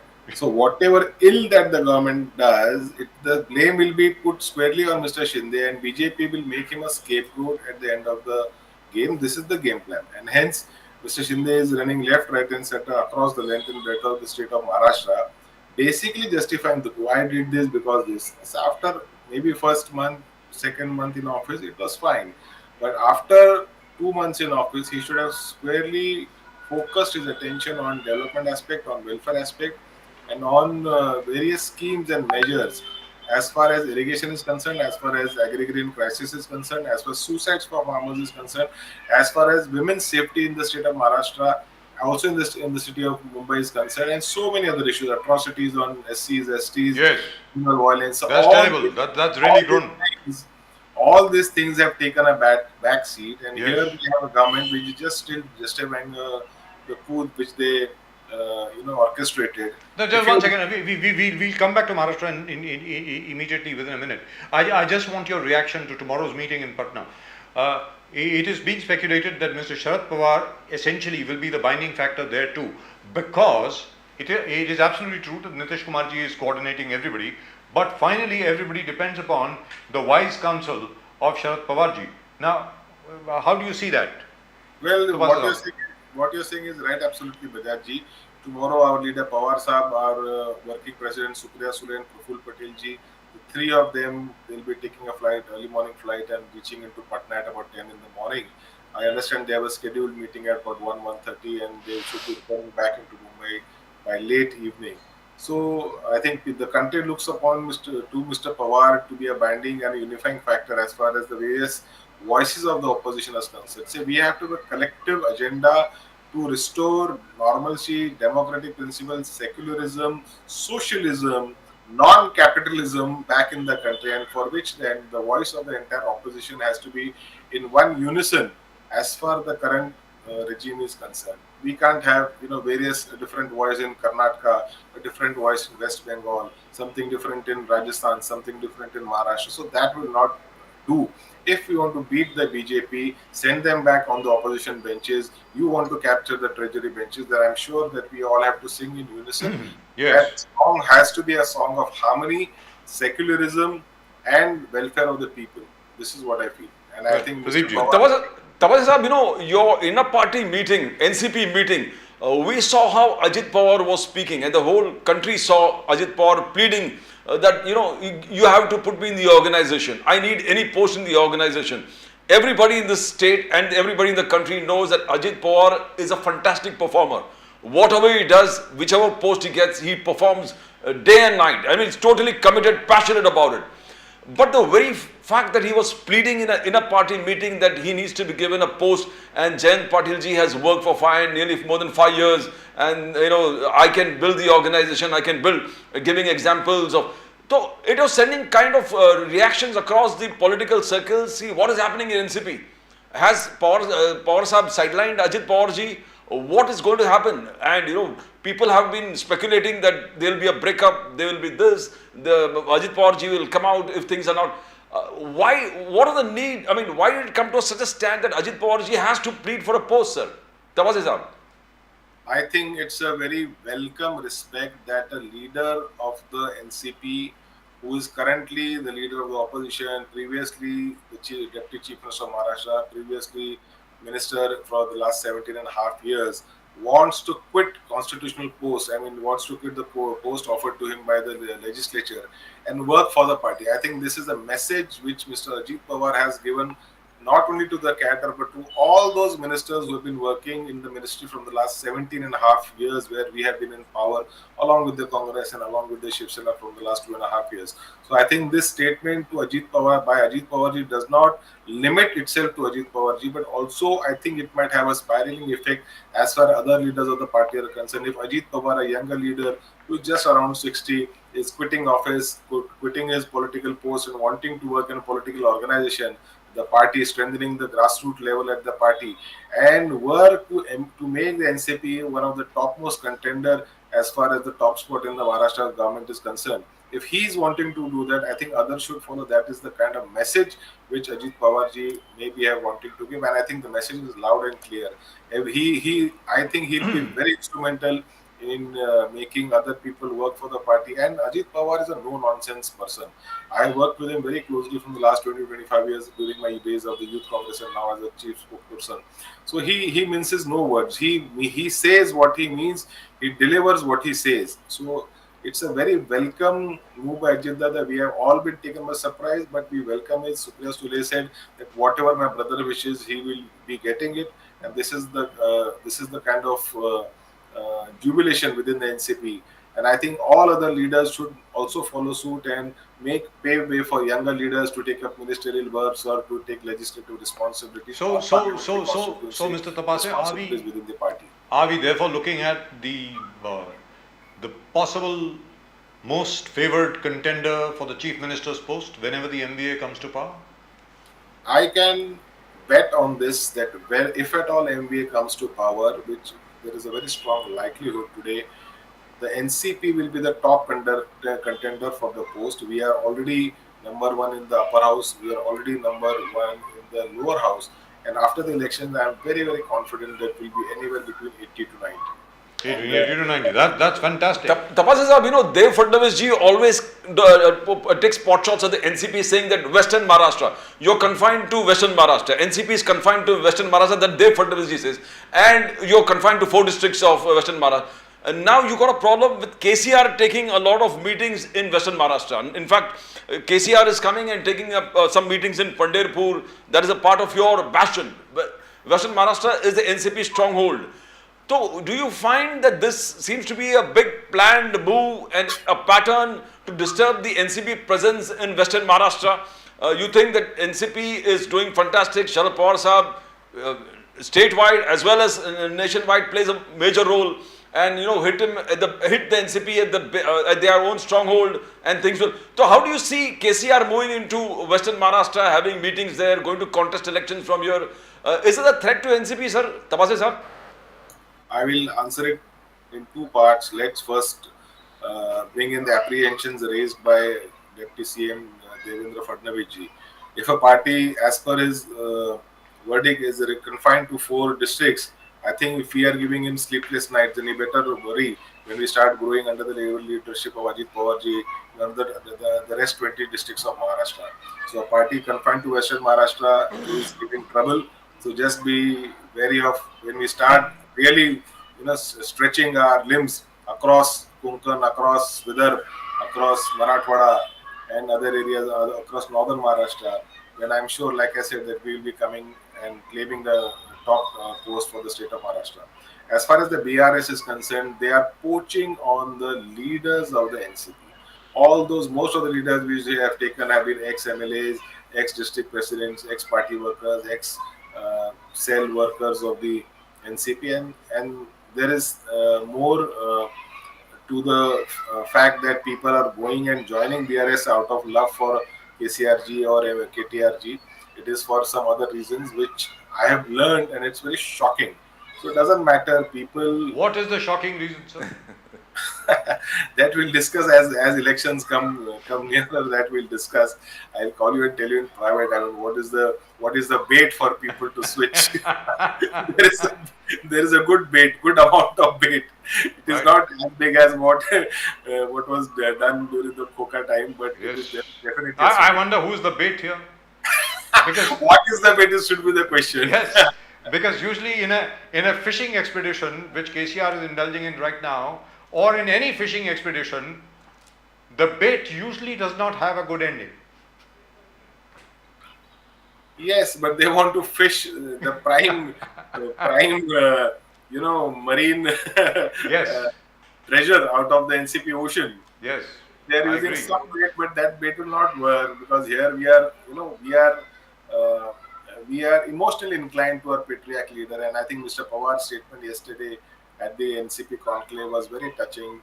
He has given how the state is looking forward to newer leaders, how the country has been functioning in the last 9 years, why the president, the vice president was not allowed to come to inaugurate the new parliament house. So all these things Mr. Pawar touched, and what is the implication of our foreign policy. So all these things are debated, discussed, and like I keep on talking to you on your channel, I really appreciate the wisdom that this channel has, and the anchors, both of you.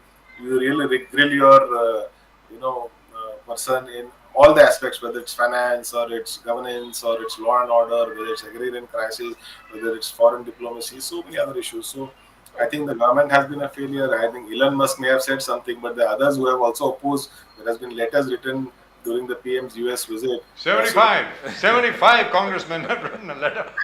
So this also should be brought to light, and not Yes. only Elon Musk's interview and audience with our. There's only one Elon Musk, and that's just about it. I mean, that's there is 75 congressmen on the other side. yeah, but then I think we are quite used to the manner in which the corporate media has been operating these days, which is, by the way, very sad. And here's something I wanted to pick your brains on, since you brought this up.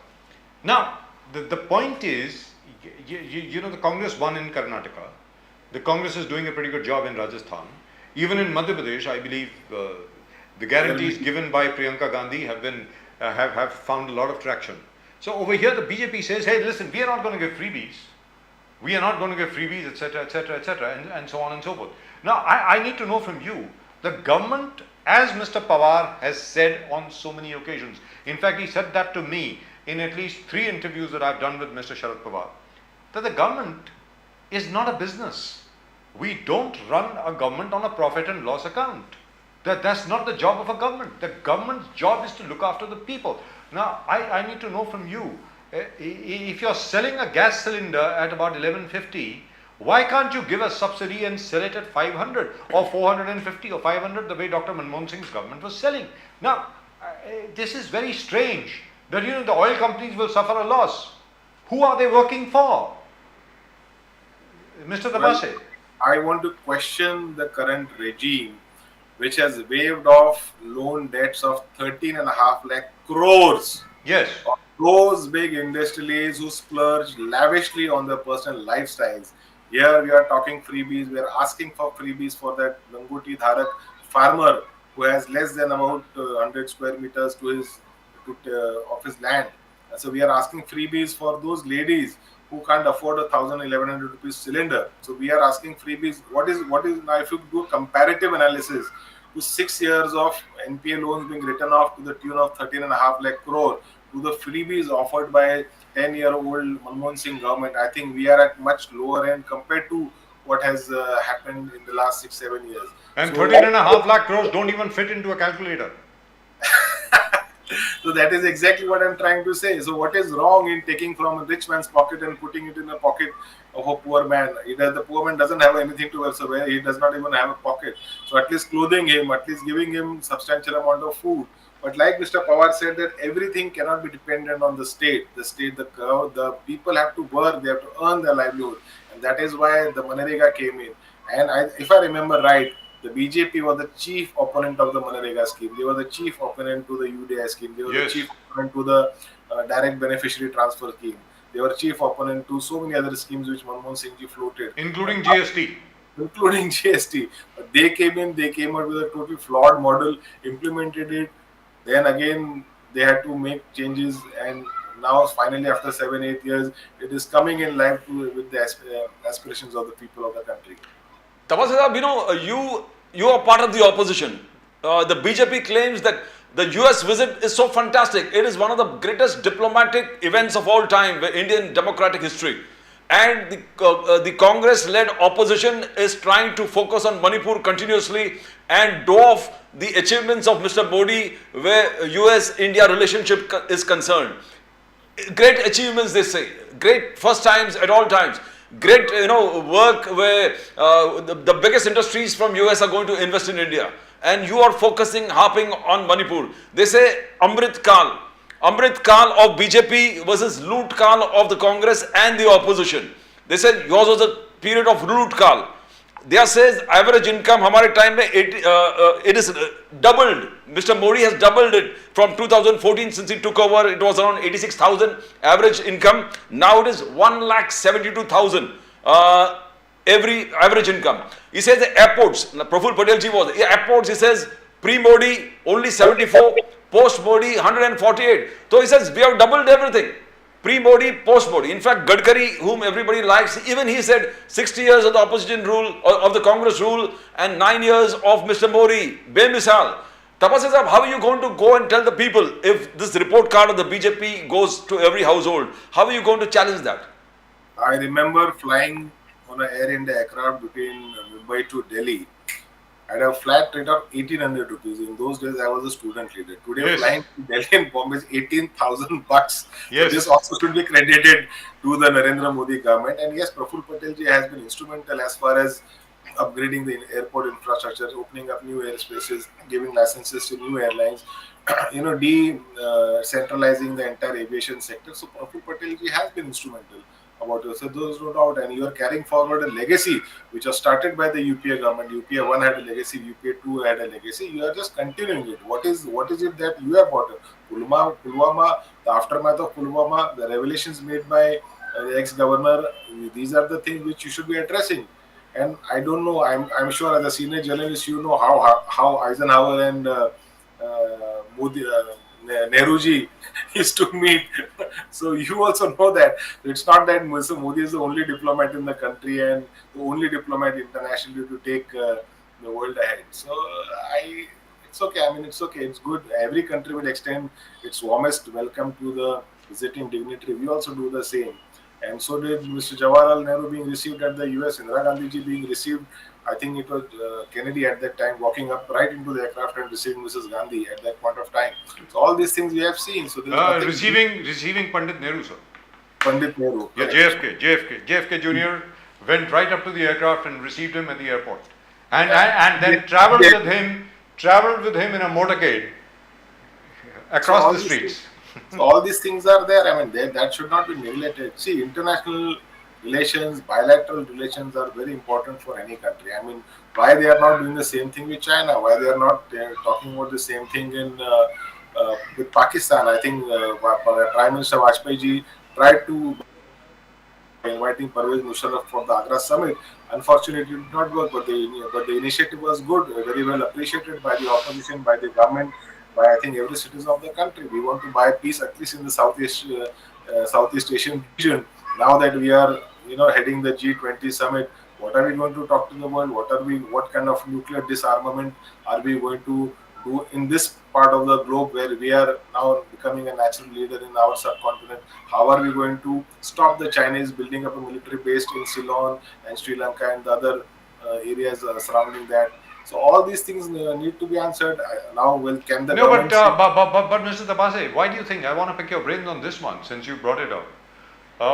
Why does Mr. Modi refuse to speak about China? He's spoken about China for the first time in the US now, where he's accused China of blocking any action against terrorists from the United Nations. This is the first time he's spoken about it. But within India, he never speaks about China. Why? That is the whole question. That is the whole question. Why is he not speaking about China when, in open defiance to the sovereign authority of the country over Arunachal Pradesh, China is putting Arunachal Pradesh as part of its map and even renaming it as a different Yes. state or a different district. So I mean, all these things Modi ji should be speaking about, and I think BJP should now start unfurling its flag at Arunachal Pradesh and into the areas which are now Chinese occupied Arunachal Pradesh. We have seen villages being built up. We have seen, you know, we have seen army battalions coming in there, and we have seen hand-to-hand fist fighting between the Indian Armed Forces and the Chinese. Yes. And 15th of June was the anniversary of the death of 40 of our boys at Galwan Valley. So, and there are lots of unanswered questions with regard to that. These are the Yes. Now, but in terms of, since we're talking about the northeast, of course, Galwan Valley is of course in Ladakh, but in terms of Manipur, Manipur has been burning for the last 50 days. What do you think is going on there? Forget about the fact that you're from the NCP or anything else, but you know how these things happen. Why do you think no action is being taken just to douse the fires? What's going on? See, I think there is a typical narrative which has been set by the government not to douse the fire as far as religious or caste-based violence when it comes up. This is very unfortunate for a country like India. I mean, we have to see that we break the barriers of caste, we break the barriers of community, and the India and the country as a whole should unitedly stand up for as a sovereign country, as a democratic country, as a secular country. But there's a divisive agenda. I think government should come out clean. I mean, what is their stay? What is their say as far as SC/ST and minorities are concerned? Well, so many other things are there which the government has no answers. I mean, the government leaders should come and sit with the people. Why no central leader has made a visit to the Manipur area and appealed to the people to make peace at any cost? Lives and houses are burning, livelihoods are lost, people are dying, armies taken over. So all these things absolutely give a bad name to the bird of governor doesn't seem to be flying over that state anymore. Kamal Saab, is the opposition being targeted? Now we find the latest things, Surat, Chawan, Patkar being raided close to Uddhav Thackeray ji, and the BJP says it's a COVID scam. It is not the opposition that is being targeted. There is a scam where BMC is concerned, and probably an SIT also has been launched for various other frauds that have been committed, mismanagement of funds, where the BMC is controlled period of years. They say we are targeting corruption, we are not targeting anybody. But then you got Uddhav Thackeray ji, Sanjay Raut saying, what about the BJP, and if you have got a SIT here, why don't you have SIT in Thane, where Mr. Eknath Shinde also has a COVID scam? So you think the government is being selectively targeting only the people connected with the current opposition? How do you see the entire scenario, and where do you see? Because Uddhav ji has called for a rally on 1st July. In the BMC, and when his rally is there, the whole Mumbai is probably going to be shut down. How do you see that, Tapasya sir? See, if it is exposing corruption and bringing the accused to the gallows, I think we should welcome it. But here's a political vendetta.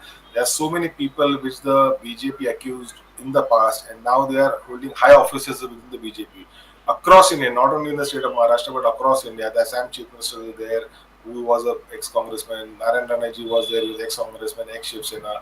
I think Vijay Kumar Gavit was there, who was with us. Ganesh Naik was there, who was with us now with BJP, and so many other. So all these people have been previously accused by the BJP, and now they are sitting with the leaders of the BJP. Some of them as ministers, some of them as leaders, and I think all their allegations have been whitewashed in that whatever washing machine called Bhajapa, what the new soap factory that they have. So they seem to have dry cleaned all our leaders, and now they have become absolutely they can just go kind of scot free. They are free of all allegations, it seems.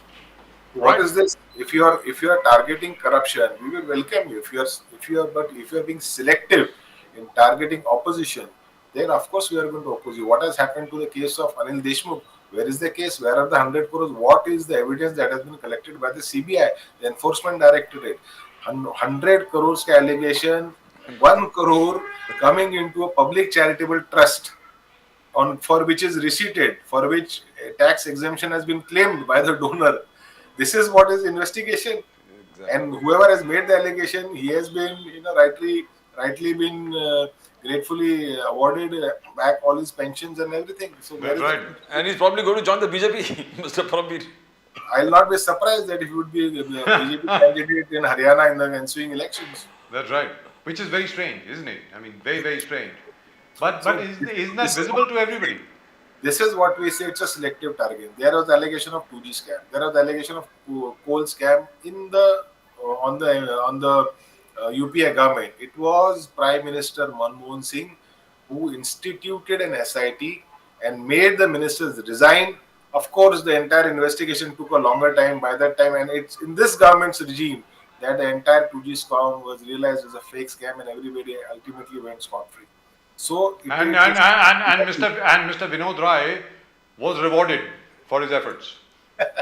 And it takes a lot of moral integrity and guts to charge your own people who have been accused of corruption, who have been labeled as a corrupt ministry. It takes a lot of guts in your integrity to to you institute this kind of inquiry. I want to know how many BJP leaders have are facing inquiry in the current regime. So this is the question which I want to ask Devendra Fadnavis ji, Prime Minister Modi ji, and of course Home Minister Amit Shah ji. How many BJP leaders, how many BJP CMs are who have been accused by opposition parties? How many inquiries have been initiated against them? So there is no answer. When we are targeted, we are definitely going to call it selected. You show us example where you are targeting your own people, you are instituting inquiries against your own legislator, ministers, and chief ministers. Right? The And other scam, since the other scam, Yes. Ashok Chauhan to resign Vilas Rao Deshmukh by calling it over one flat. on that one line. R.R. Patil by just calling it SSA, बड़े शहरों में होता है, one line made him resign.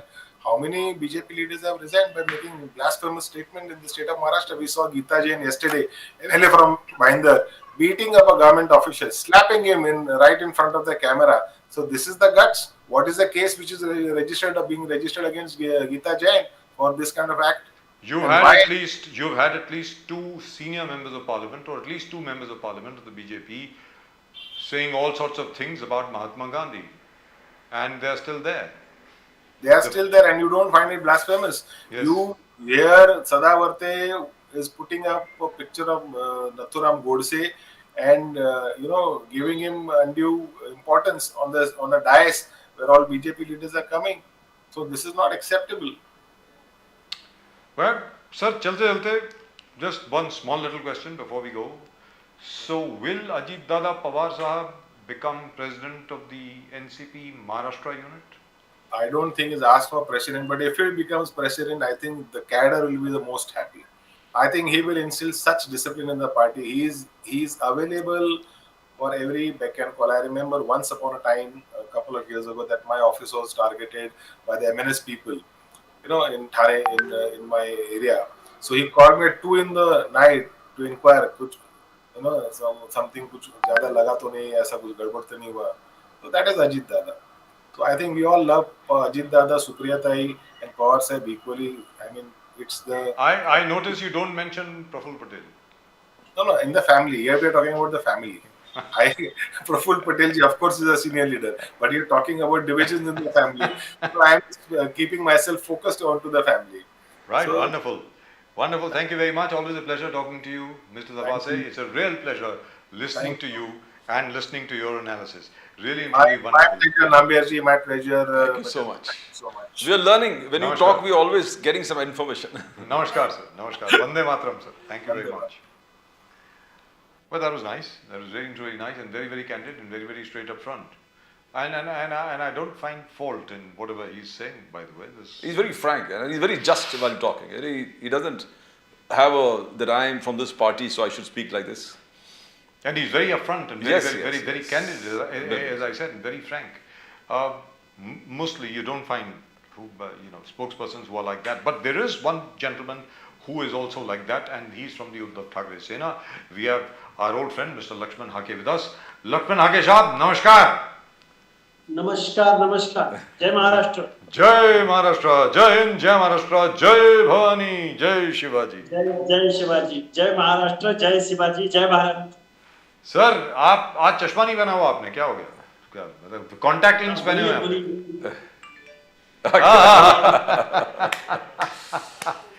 Lovely lovely sir. Sir बड़े rumour फैल रहे हैं कि हो सकता है उद्धव ठाकरे जी के साथ बातचीत हो रही है, किसी भी तरीके से भारतीय जनता पार्टी के साथ एक बार फिर हाथ मिला लीजिए, आपकी जो भी कंडीशन होगी हम लोग मानेंगे, एक नाथ शिंदे साहब को अलविदा भी कह देंगे, ऐसा कुछ है क्या सर? कोई बातचीत हुई है कोई ऐसी? अभी तो मैं महाराष्ट्र के पूरा दक्षिणी इलाके में हूँ, सोलापुर डिस्ट्रिक्ट में पंढरपुर के बाजू में हूँ। आज हमारा जो दूध दर कम हो गया है, मिल्क प्राइस कम कर दिए है सब शासकीय निम्न शासकीय दूध संस्थाओं ने, उसके बारे में मेरी आज प्रेस कॉन्फ्रेंस सोलापुर में हो गई। अभी मैं पंढरपुर के बाजू में हूँ और मुझे तो आज दिन भर क्या क्या हुआ है ऊपर इतना तो मुझे मालूम नहीं, मगर ऐसी कोई मुझे तो मेरी तो कोई इंफॉर्मेशन नहीं है मुझे मेरे पास। लेकिन जबरदस्त आप पंढरपुर के पास हैं सर, बहुत जबरदस्त। प्रदीप जी हाके साहब, वहां पर चल रहा है कि केसीआर बहुत सारे मीटिंग्स लेने वाले हैं पंढरपुर में। केसीआर वहां पर आके मीटिंग्स लेंगे और ये आपके एमवीए के शरद पवार जी के गढ़, ये पश्चिम महाराष्ट्र पूरे बेल्ट जितने हैं, फडणवीस जी भी कहते हैं कि ये पश्चिम महाराष्ट्र में जबरदस्त एमवीए का प्रेजेंस है। तो केसीआर आके यहाँ पर मीटिंग्स ले रहे, तो ऑपोजिशन यूनिटी के बात कर रहे हैं हम लोग। कल भी आपका मीटिंग है, पूरे ऑपोजिशन लीडर्स, शायद उद्धव सेना के लोग भी वहां पर जाएंगे। तो ये किस प्रकार से अपने ही एरिया में डेंट करना, लोगों को करना, अब चुनाव की तैयारी करना, इसको आप कैसे देखते हैं? ये ऑपोजिशन यूनिटी को तोड़ने वाली बात है कि ऑपोजिशन यूनिटी जोड़ने वाली बात है? बिकॉज ये आपका स्ट्रेंज होल्ड है, पवार साहब का स्ट्रॉन्ग होल्ड है, वहां पर केसीआर आके लोगों को एनसीपीसी लेते हैं अपने पार्टी स्ट्रॉन्ग करने के लिए, और वहां पर कंटिन्यूस एग्रीकल्चर में फार्मर्स को रिलीफ भी बहुत सारा केसीआर की तरफ से दे रहे हैं कि हम आपके प्रोडक्ट्स खरीदेंगे, आप पूरे हमारे क्षेत्र में आके बेच दो, हमको ज्यादा आपको प्राइस देंगे। तो ये कैसे देखते हो? ऑपोजिशन डेंट होगा सर? ऑपोजिशन एक रहेगा जिस प्रकार से चल रहा है? केसीआर की पार्टी महाराष्ट्र में जो दक्षिणी इलाका है महाराष्ट्र का, अभी नांदेड़ डिस्ट्रिक्ट है, संभाजीनगर डिस्ट्रिक्ट है, धाराशिव डिस्ट्रिक्ट है, सोलापुर डिस्ट्रिक्ट है, लातूर डिस्ट्रिक्ट है। इस डिस्ट्रिक्ट में जो आजी माजी आमदार है, बहुत सारे लोग हैं, उनको इकट्ठा कर रही है। मैं तो एक केसीआर की पार्टी की तरफ मैं इस तरह से देखता हूँ, 2019 में जिस तरह वंचित बहुजन आघाड़ी, बाला साहब आम्बेडकर की पार्टी उभर के महाराष्ट्र में आ गई और विरोधकों में वो एक मतों का बंटवारा हो गया, डिवाइडेशन हो गया, और इसका सीधा फायदा हो गया भारतीय जनता पार्टी को। और इस तरह 2024 में केसीआर अगर अपोजिशन में मिलते नहीं है तो समझो कि भारतीय जनता पार्टी को इसका फायदा होने वाला है, और महाराष्ट्र में महाविकास आघाड़ी के सामने केसीआर का गुट मुझे लगता है थोड़ा इन्फ्लुएंस करेगा। जी, तो इसके बारे में आपको क्या लगता है, क्या करना चाहिए एमवीए को, महाविकास आघाड़ी को? इसके बारे में मैं तो केसीआर की जो बीआरसी है वो राष्ट्रीय पार्टी बनाना चाहते हैं। वो अपना इलाका छोड़ के, अपना स्टेट छोड़ के अगर महाराष्ट्र में आती है, अगर कर्नाटका में, एमपी में जाती है, तो उनको पार्टी बढ़ाने का उनको पूरा हक है।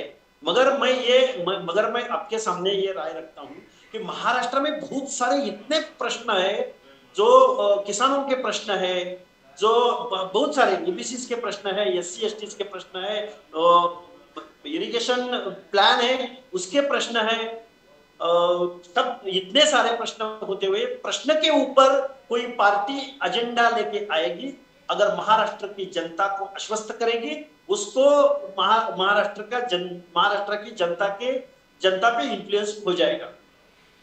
आज देवेंद्र फडणवीस जी ने जिस प्रकार से आरोप लगा दिया उद्धव ठाकरे जी कल परसों ये बोले थे कि क्या मोदी जी ने वैक्सीन बनाए क्या, तो क्या आप यूएस जा रहे हो, मणिपुर छोड़ दिया, मणिपुर पे ज्यादा ध्यान देना चाहिए था आपको। फडणवीस जी ने बोले कि मातोश्री से उद्धव जी बाहर निकलते नहीं है, इसलिए ये सरकार, एमवीए का सरकार गिर गया, और उद्धव जी अगर काम करते, मेहनत करते, बाला साहब ठाकरे के विचारों को आगे बढ़ाते तो ये सरकार नहीं गिनते थे। मातोश्री से बाहर निकलते नहीं है और मणिपुर के बात करते, तो इसको कैसे फडणवीस साहब के जो बातें हैं इसको हाके साहब कैसे देखते हो आप? बिकॉज उन्होंने डायरेक्टली चार्ज कर दिया कि आप बिल्कुल काम नहीं करते थे। उद्धव जी बिल्कुल काम नहीं करते थे, एमवीए बिल्कुल काम नहीं कर रहा था, इसलिए एकनाथ शिंदे जी को उठाव करना पड़ा और एमवीए हैड टू गो। हाके साहब कैसे देखते हो आप इस चीज को? We have lost the guest. He'll be back. I'm sure he'll be back. Lakshman Hake Saab will be back with us very, very shortly, I'm sure. But what he says about KCR makes a lot of sense. Because as far as KCR is concerned, KCR at the moment, what is he doing? I agree, he has every right to expand his party, just like Asaduddin Owaisi. But then, who gets an advantage out of it? And what time? That's right. At what time are you building your party? That's right. You're talking of opposite. And which areas are you trying to hit? That's right. You're trying to hit Mr. Pawar in Western Maharashtra. That's right. The more KCR grows, who's denting into the votes of the united MBA. opposition? Yes, united opposition. So So in effect, you're working for the BJP. Exactly. It seems to me like that. And Mr. Hake has been ground से जुड़े हुए और सब ऐसे districts में घूमे हैं, लोगों को समस्याओं को लेकर. And as He you have understands. said, and as you have been saying so many times, the Uddhav Sena is very lucky to have people like Lakshman Hake. Exactly. And Lakshman Hake represents the all-new, resurgent, vibrant OBC बिल्कुल sir. in Maharashtra. Yes. And और जहाँ तक लक्ष्मण हाके जी का प्रश्न है, जिस constituency को वो रिप्रेजेंट करते हैं, यानी दी एंटायर ओबीसी कॉन्स्टिट्यूएंसी, वो मतलब उनका जो प्रभाव है उसको आप नजरअंदाज नहीं कर सकते. बिल्कुल नहीं कर सकते. And his analysis of the OBC problems, Maharashtra की जो समस्याएं हैं और उनका समाधान किस प्रकार होगा, वो सुनने लायक होता है साहब. See, I hope we get him back. Because I really would love to know what he thinks of the various problems now. जी, लक्ष्मण हाके जी. आगे साहब आप सुने कि देव फडणवीस जी ने किस प्रकार से बात की है उद्धव जी से. उद्धव जी ने उठाया कि मोदी जी मणिपुर के बारे में बॉदर्ड नहीं है, मोदी जी की वैक्सीन खुद बना दिए क्या. उनका कहना था कि पॉलिसी पैरालिसिस था एमवीए में, बाला साहब के विचारों से दूर भाग गया था, मातोश्री से बाहर निकलते नहीं थे, इसलिए एकनाथ शिंदे जी को उठाव करना पड़ा, अपराइजिंग करना पड़ा और पार्टी को तोड़ के बाला साहब के विचारों को लेके आगे फडणवीस जी के साथ जोड़ के पार्टी. तो आप कैसे जिस प्रकार फडणवीस साहब ने बोला, how do you see it? Is it rational sir? हाके साहब. ये तो देवेंद्र फडणवीस साहब है, ये तो सम्माननीय उद्धव जी ठाकरे साहब है. उद्धव जी ठाकरे साहब महाराष्ट्र की आम आदमी मतलब सब शिवसैनिकों को साथ लेके अभी महाराष्ट्र में जो मूवमेंट चल रहा है, ये जो भारतीय जनता पार्टी का टोटली प्रोग्राम, चाहे नेशनल लीडर हो या चाहे महाराष्ट्र के लीडर हो, उनका एक कलमी कार्यक्रम ऐसा है कि सम्माननीय उद्धव साहब और सम्माननीय आदित्य साहब को ज्यादा से ज्यादा टारगेट करते हैं. चाहे बीएमसी तो मुंबई के उनके पास जो मुंबई में शिवसेना के शाखाएं जो मातोश्री के पास में शाखाएं हैं, उसके ऊपर उन्होंने जेसीबी चलाया, बुलडोजर चलाया. और ये शिवसेना के नजदीक वाले जो पदाधिकारी हैं, सूरज चौहान, पेटकर वगैरह, उनके ऊपर सीबीआई ईडी को जो रेड हो रही है, ये सब शिवसेना और शिवसेना की जो मूवमेंट चल रही है, भारतीय जनता पार्टी के अपोज में जो प्रोग्राम चल रहा है, इसके ऊपर दबाव डाल के इनको डिवाइड करने का मंसूबा भारतीय जनता पार्टी की तरफ से हो रहा है. और ये इस तरह अगर हो जाएगा तो जनता देख रही है पूरी महाराष्ट्र की, ये देवेंद्र फडणवीस इस प्लान में सक्सेस नहीं होने वाले.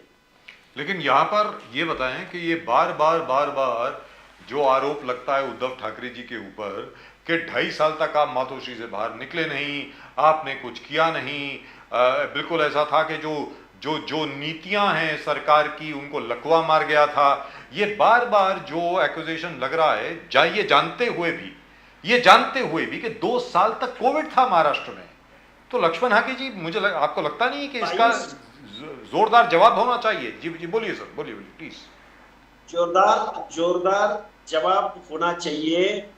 उस 2.5 साल में 22 मंथ्स आर पेंडेमिक पीरियड. जी, दुरुस्त बात.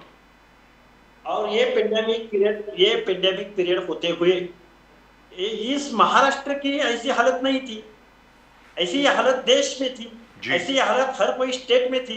तो सम्माननीय उद्धव साहब भी उस टाइम बहुत दिनों पर्सनली बीमार थे और उनको बेड रेस्ट भी था.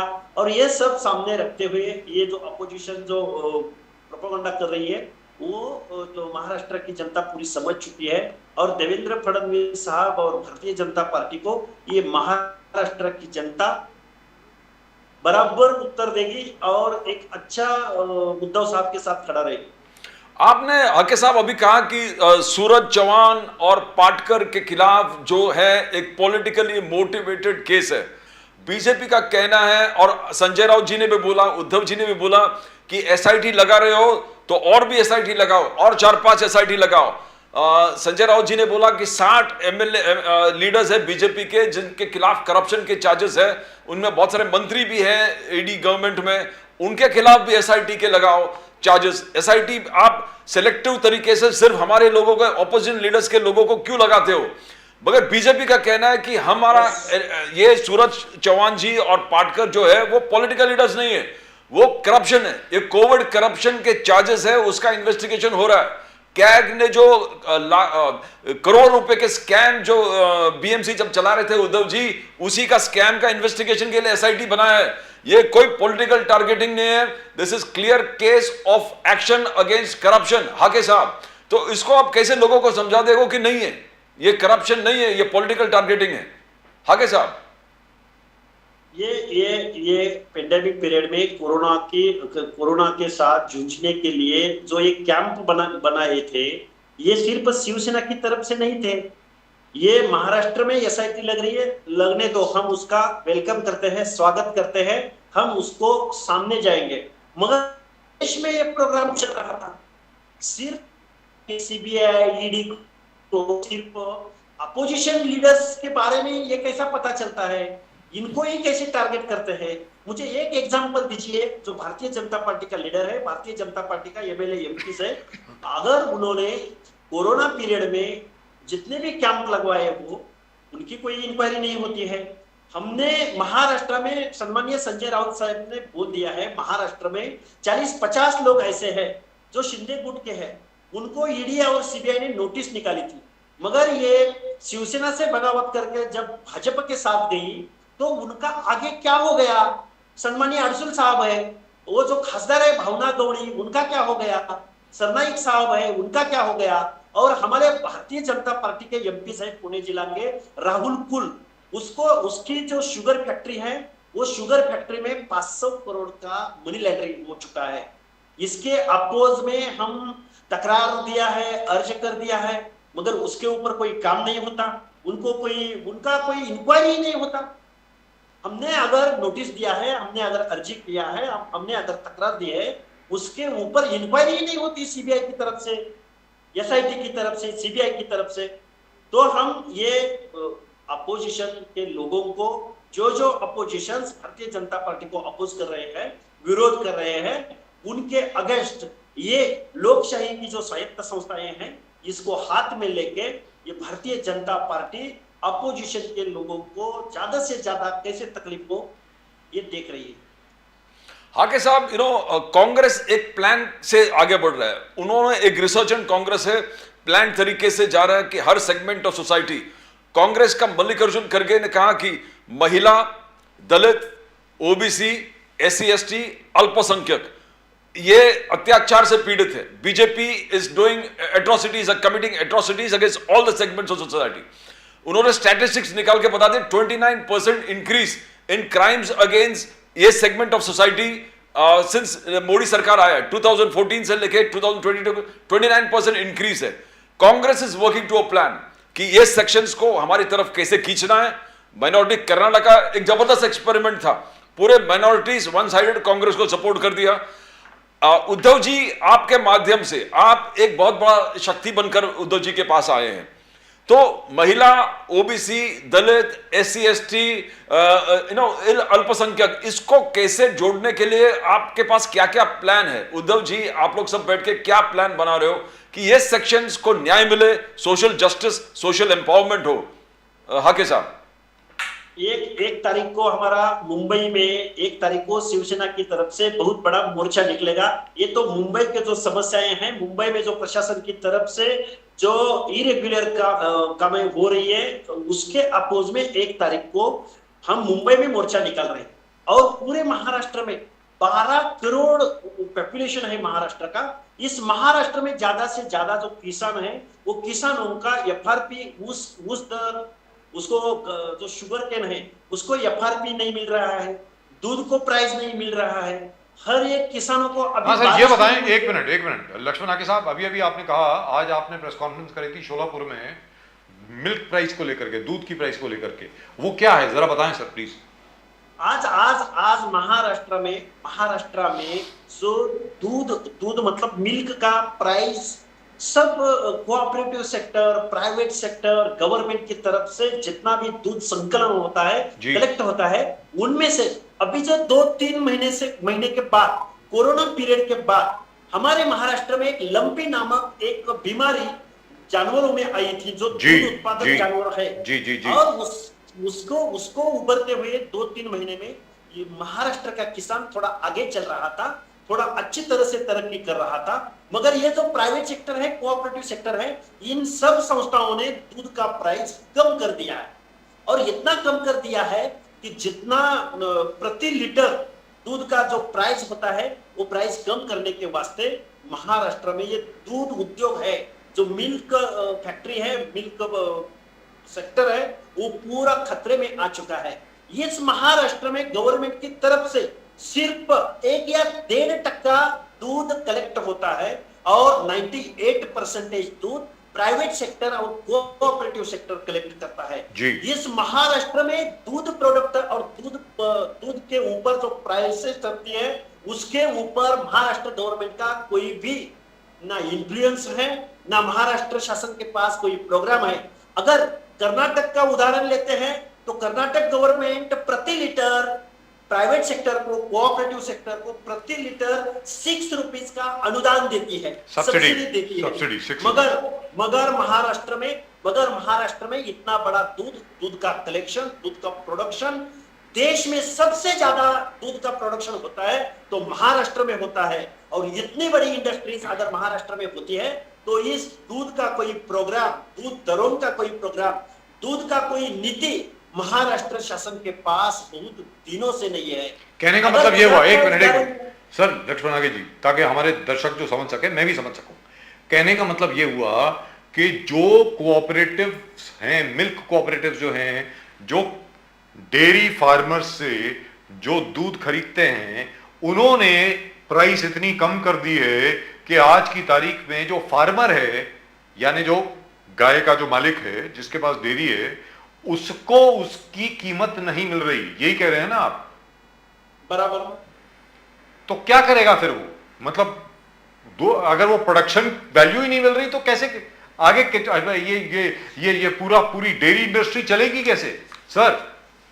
ये चलेगी नहीं। मगर मैं आपके सामने ये बोल रहा हूँ कि महाराष्ट्र का जो किसान है, वो किसान जब खेती करता है, खेती को एक बाय इंडस्ट्री मतलब और एक जोड़ धंधा बोलते हैं महाराष्ट्र में। जो खेती करते करते ये जो मिल्क फैक्ट्री है, मिल्क इंडस्ट्री है, ये जो मिल्क का प्रोडक्ट करते हैं वो किसानों की तरक्की करता है। अगर ये दूध का प्राइसेस अगर कम हो जाता है तो वो किसान और खतरे में जाता है। ये जो लहरी मानसून का बारिश नहीं हो रहा है, मराठवाड़ा विदर्भ में बहुत सारे किसान आत्महत्याएं कर रही है, और दूध का प्राइसेस अगर कम हो जाएगा तो इस महाराष्ट्र में किसान और मुसीबत में जाएगा। ये महाराष्ट्र की गवर्नमेंट, गुजरात में बीजेपी की सरकार है, गुजरात में अमूल दूध को प्रोटेक्शन दिया जाता है। अमूल दूध की तरफ से बहुत बड़ा प्रोग्राम गुजरात गवर्नमेंट के हाथ में है। मगर महाराष्ट्र एक अच्छी तरक्की करने वाला विकसनशील स्टेट होते हुए भी दूध के बारे में महाराष्ट्र में कोई नीति नहीं है। Which is terrible, which is terrible. And by the way, this same price reduction has not been passed on to the retail sector. मतलब कंज्यूमर के पास नहीं है ये, वो मार्केट में जो दूध बिक रहा है वो उतने का ही है। This is only for acquisition, Pradeep ji. तो एक तरीका मोर्चा बीजेपी का कहना है कि ये जो करप्शन से ग्रसित है, हाके साहब, बीजेपी का कहना है जो खुद करप्शन में इन्वॉल्व है, 25 साल से आपने बीएमसी को ऐसे लूटा है। बीजेपी का कहना है कि ये आप पे एसआईटी है, और आप पे एसआईटी है बिकॉज आप करप्शन जो एक से एक, देव फडणवीस जी का भी कहना कि एसआईटी हो गया इसलिए रिएक्शन है, ओवर रिएक्शन है, एसआईटी हमने एस्टैब्लिश किया, और उन्हें कल सगळ्यांना नागड़ा करवा। आपने मराठी में सुना उन्होंने कैसे कैसे बोले कि बड़े बड़े लोग इसमें नंगा होने वाले हैं जो एसआईटी हमने लॉन्च किए। तो ये क्या एक रिएक्शन है, जैसे फडणवीस जी कहते हैं कि रिएक्शन है, हमने एसआईटी लगा दिया, शिंदे जी बोलते मेरा मेरा मेरा एक देवेंद्र फडणवीस साहब को मेरा एक क्वेश्चन है, जो जो जो महाराष्ट्र के यामिनी जाधव जो शिंदे गुट की तरफ गए हैं, जाधव फैमिली, ये जाधव फैमिली कभी बीएमसी के स्टैंडिंग कमेटी के चीफ थे और उनके ऊपर बहुत सारे ये आरोप भारतीय जनता पार्टी की तरफ से, समाज सुधारक सोशल रिफॉर्मर किरीट सोमैया साहब की तरफ से उनके ऊपर बहुत सारे आरोप लगे हुए थे। मगर जब वो शिंदे गुट में भारतीय जनता पार्टी के साथ गए, उस दिन से उनका इंक्वायरी का, उनके नोटिसों का, उनके ईडी के नोटिसों का क्या हो गया? मैं तो एसआईटी होनी चाहिए। जिधर जिधर ये रेगुलरेशन हुआ है, जिधर जिधर करप्शन हुआ है, वो करप्शन का इंक्वायरी होना चाहिए, उसका हम स्वागत करते हैं। मगर हम इसका जवाब मांगते हैं देवेंद्र फडणवीस साहब को कि सत्ताधारी पार्टी को, शिंदे गुट की पार्टी को एक न्याय और विरोधकों को एक न्याय, ये महाराष्ट्र की जनता समझ नहीं सकती है क्या? इसका आंसर देवेंद्र फडणवीस साहब के पास है। मैं ये चाहता हूं कि एक साल पे इलेक्शन आ चुका है, इलेक्शन के सामने आप कोई मेरिट के क्वेश्चन लेके चलो ना महाराष्ट्र की जनता के सामने। 12 करोड़ जनता है महाराष्ट्र की। इस गवर्नमेंट ने और सेंट्रल के गवर्नमेंट ने जितने जितने काम किए हैं वो काम लेके चलो। क्यों डरते हैं आप महाराष्ट्र की जनता से?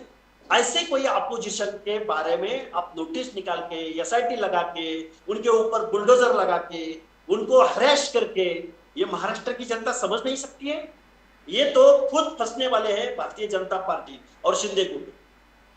एकनाथ शिंदे जी भी ने आगे जाके बोले कि उल्टा चोर कोटवाल को डांटे। एकनाथ शिंदे जी कहने लगे कि उल्टा चोर कोटवाल को डांटे, इन्व्हेस्टिगेशन झालंय, सगळं सब ठीक आ जाएगा, सब सामने आएंगे। संजय राउत जी ने आगे जाके एकनाथ शिंदे जी के फैमिली पे आरोप लगा दिया है कि कोविड स्कैम में 40% कुछ लोगों ने ठाणे में भी ले लिया है, उनपे भी एसआईटी होना चाहिए। तो कोविड का ये जो महामारी सिर्फ महाराष्ट्र में था, कोविड का महामारी पूरे देश में था। जहां जहां पे भारतीय जनता पार्टी का स्टेट है, सत्ता है, उनके स्टेट में कुछ हुआ है कि नहीं हुआ है? एक भी एग्जांपल ईडी सीबीआई को एक भी एग्जांपल नहीं है। यूपी में नहीं है, एमपी में नहीं है, सिर्फ महाराष्ट्र दिखता है भारतीय जनता पार्टी को, सीबीआई को, ईडी को, और महाराष्ट्र में एसआईटी बैठती है। और कोई स्टेट में ये प्रोग्राम मुझे तो नहीं लगता है। आप तो मीडिया में है, हम तो हमारे महाराष्ट्र के 12 करोड़ जनता को हम ये दिखा रहे हैं कि अपोजिशन को जितना ज्यादा तकलीफ ये भारतीय जनता पार्टी देगी वो मुसीबत में जाएगी। उसके अपोज में हम महाराष्ट्र की जनता को खड़ा करेंगे। आपको लगता है कि 12 करोड़ जनता जो है महाराष्ट्र की वो आपकी बात सुनेगी?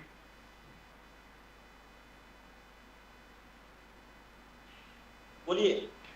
आपको लगता है लक्ष्मण हाके साहब कि जो 12 करोड़ जनता है महाराष्ट्र की वो आपकी बात सुनेगी? बराबर, यस।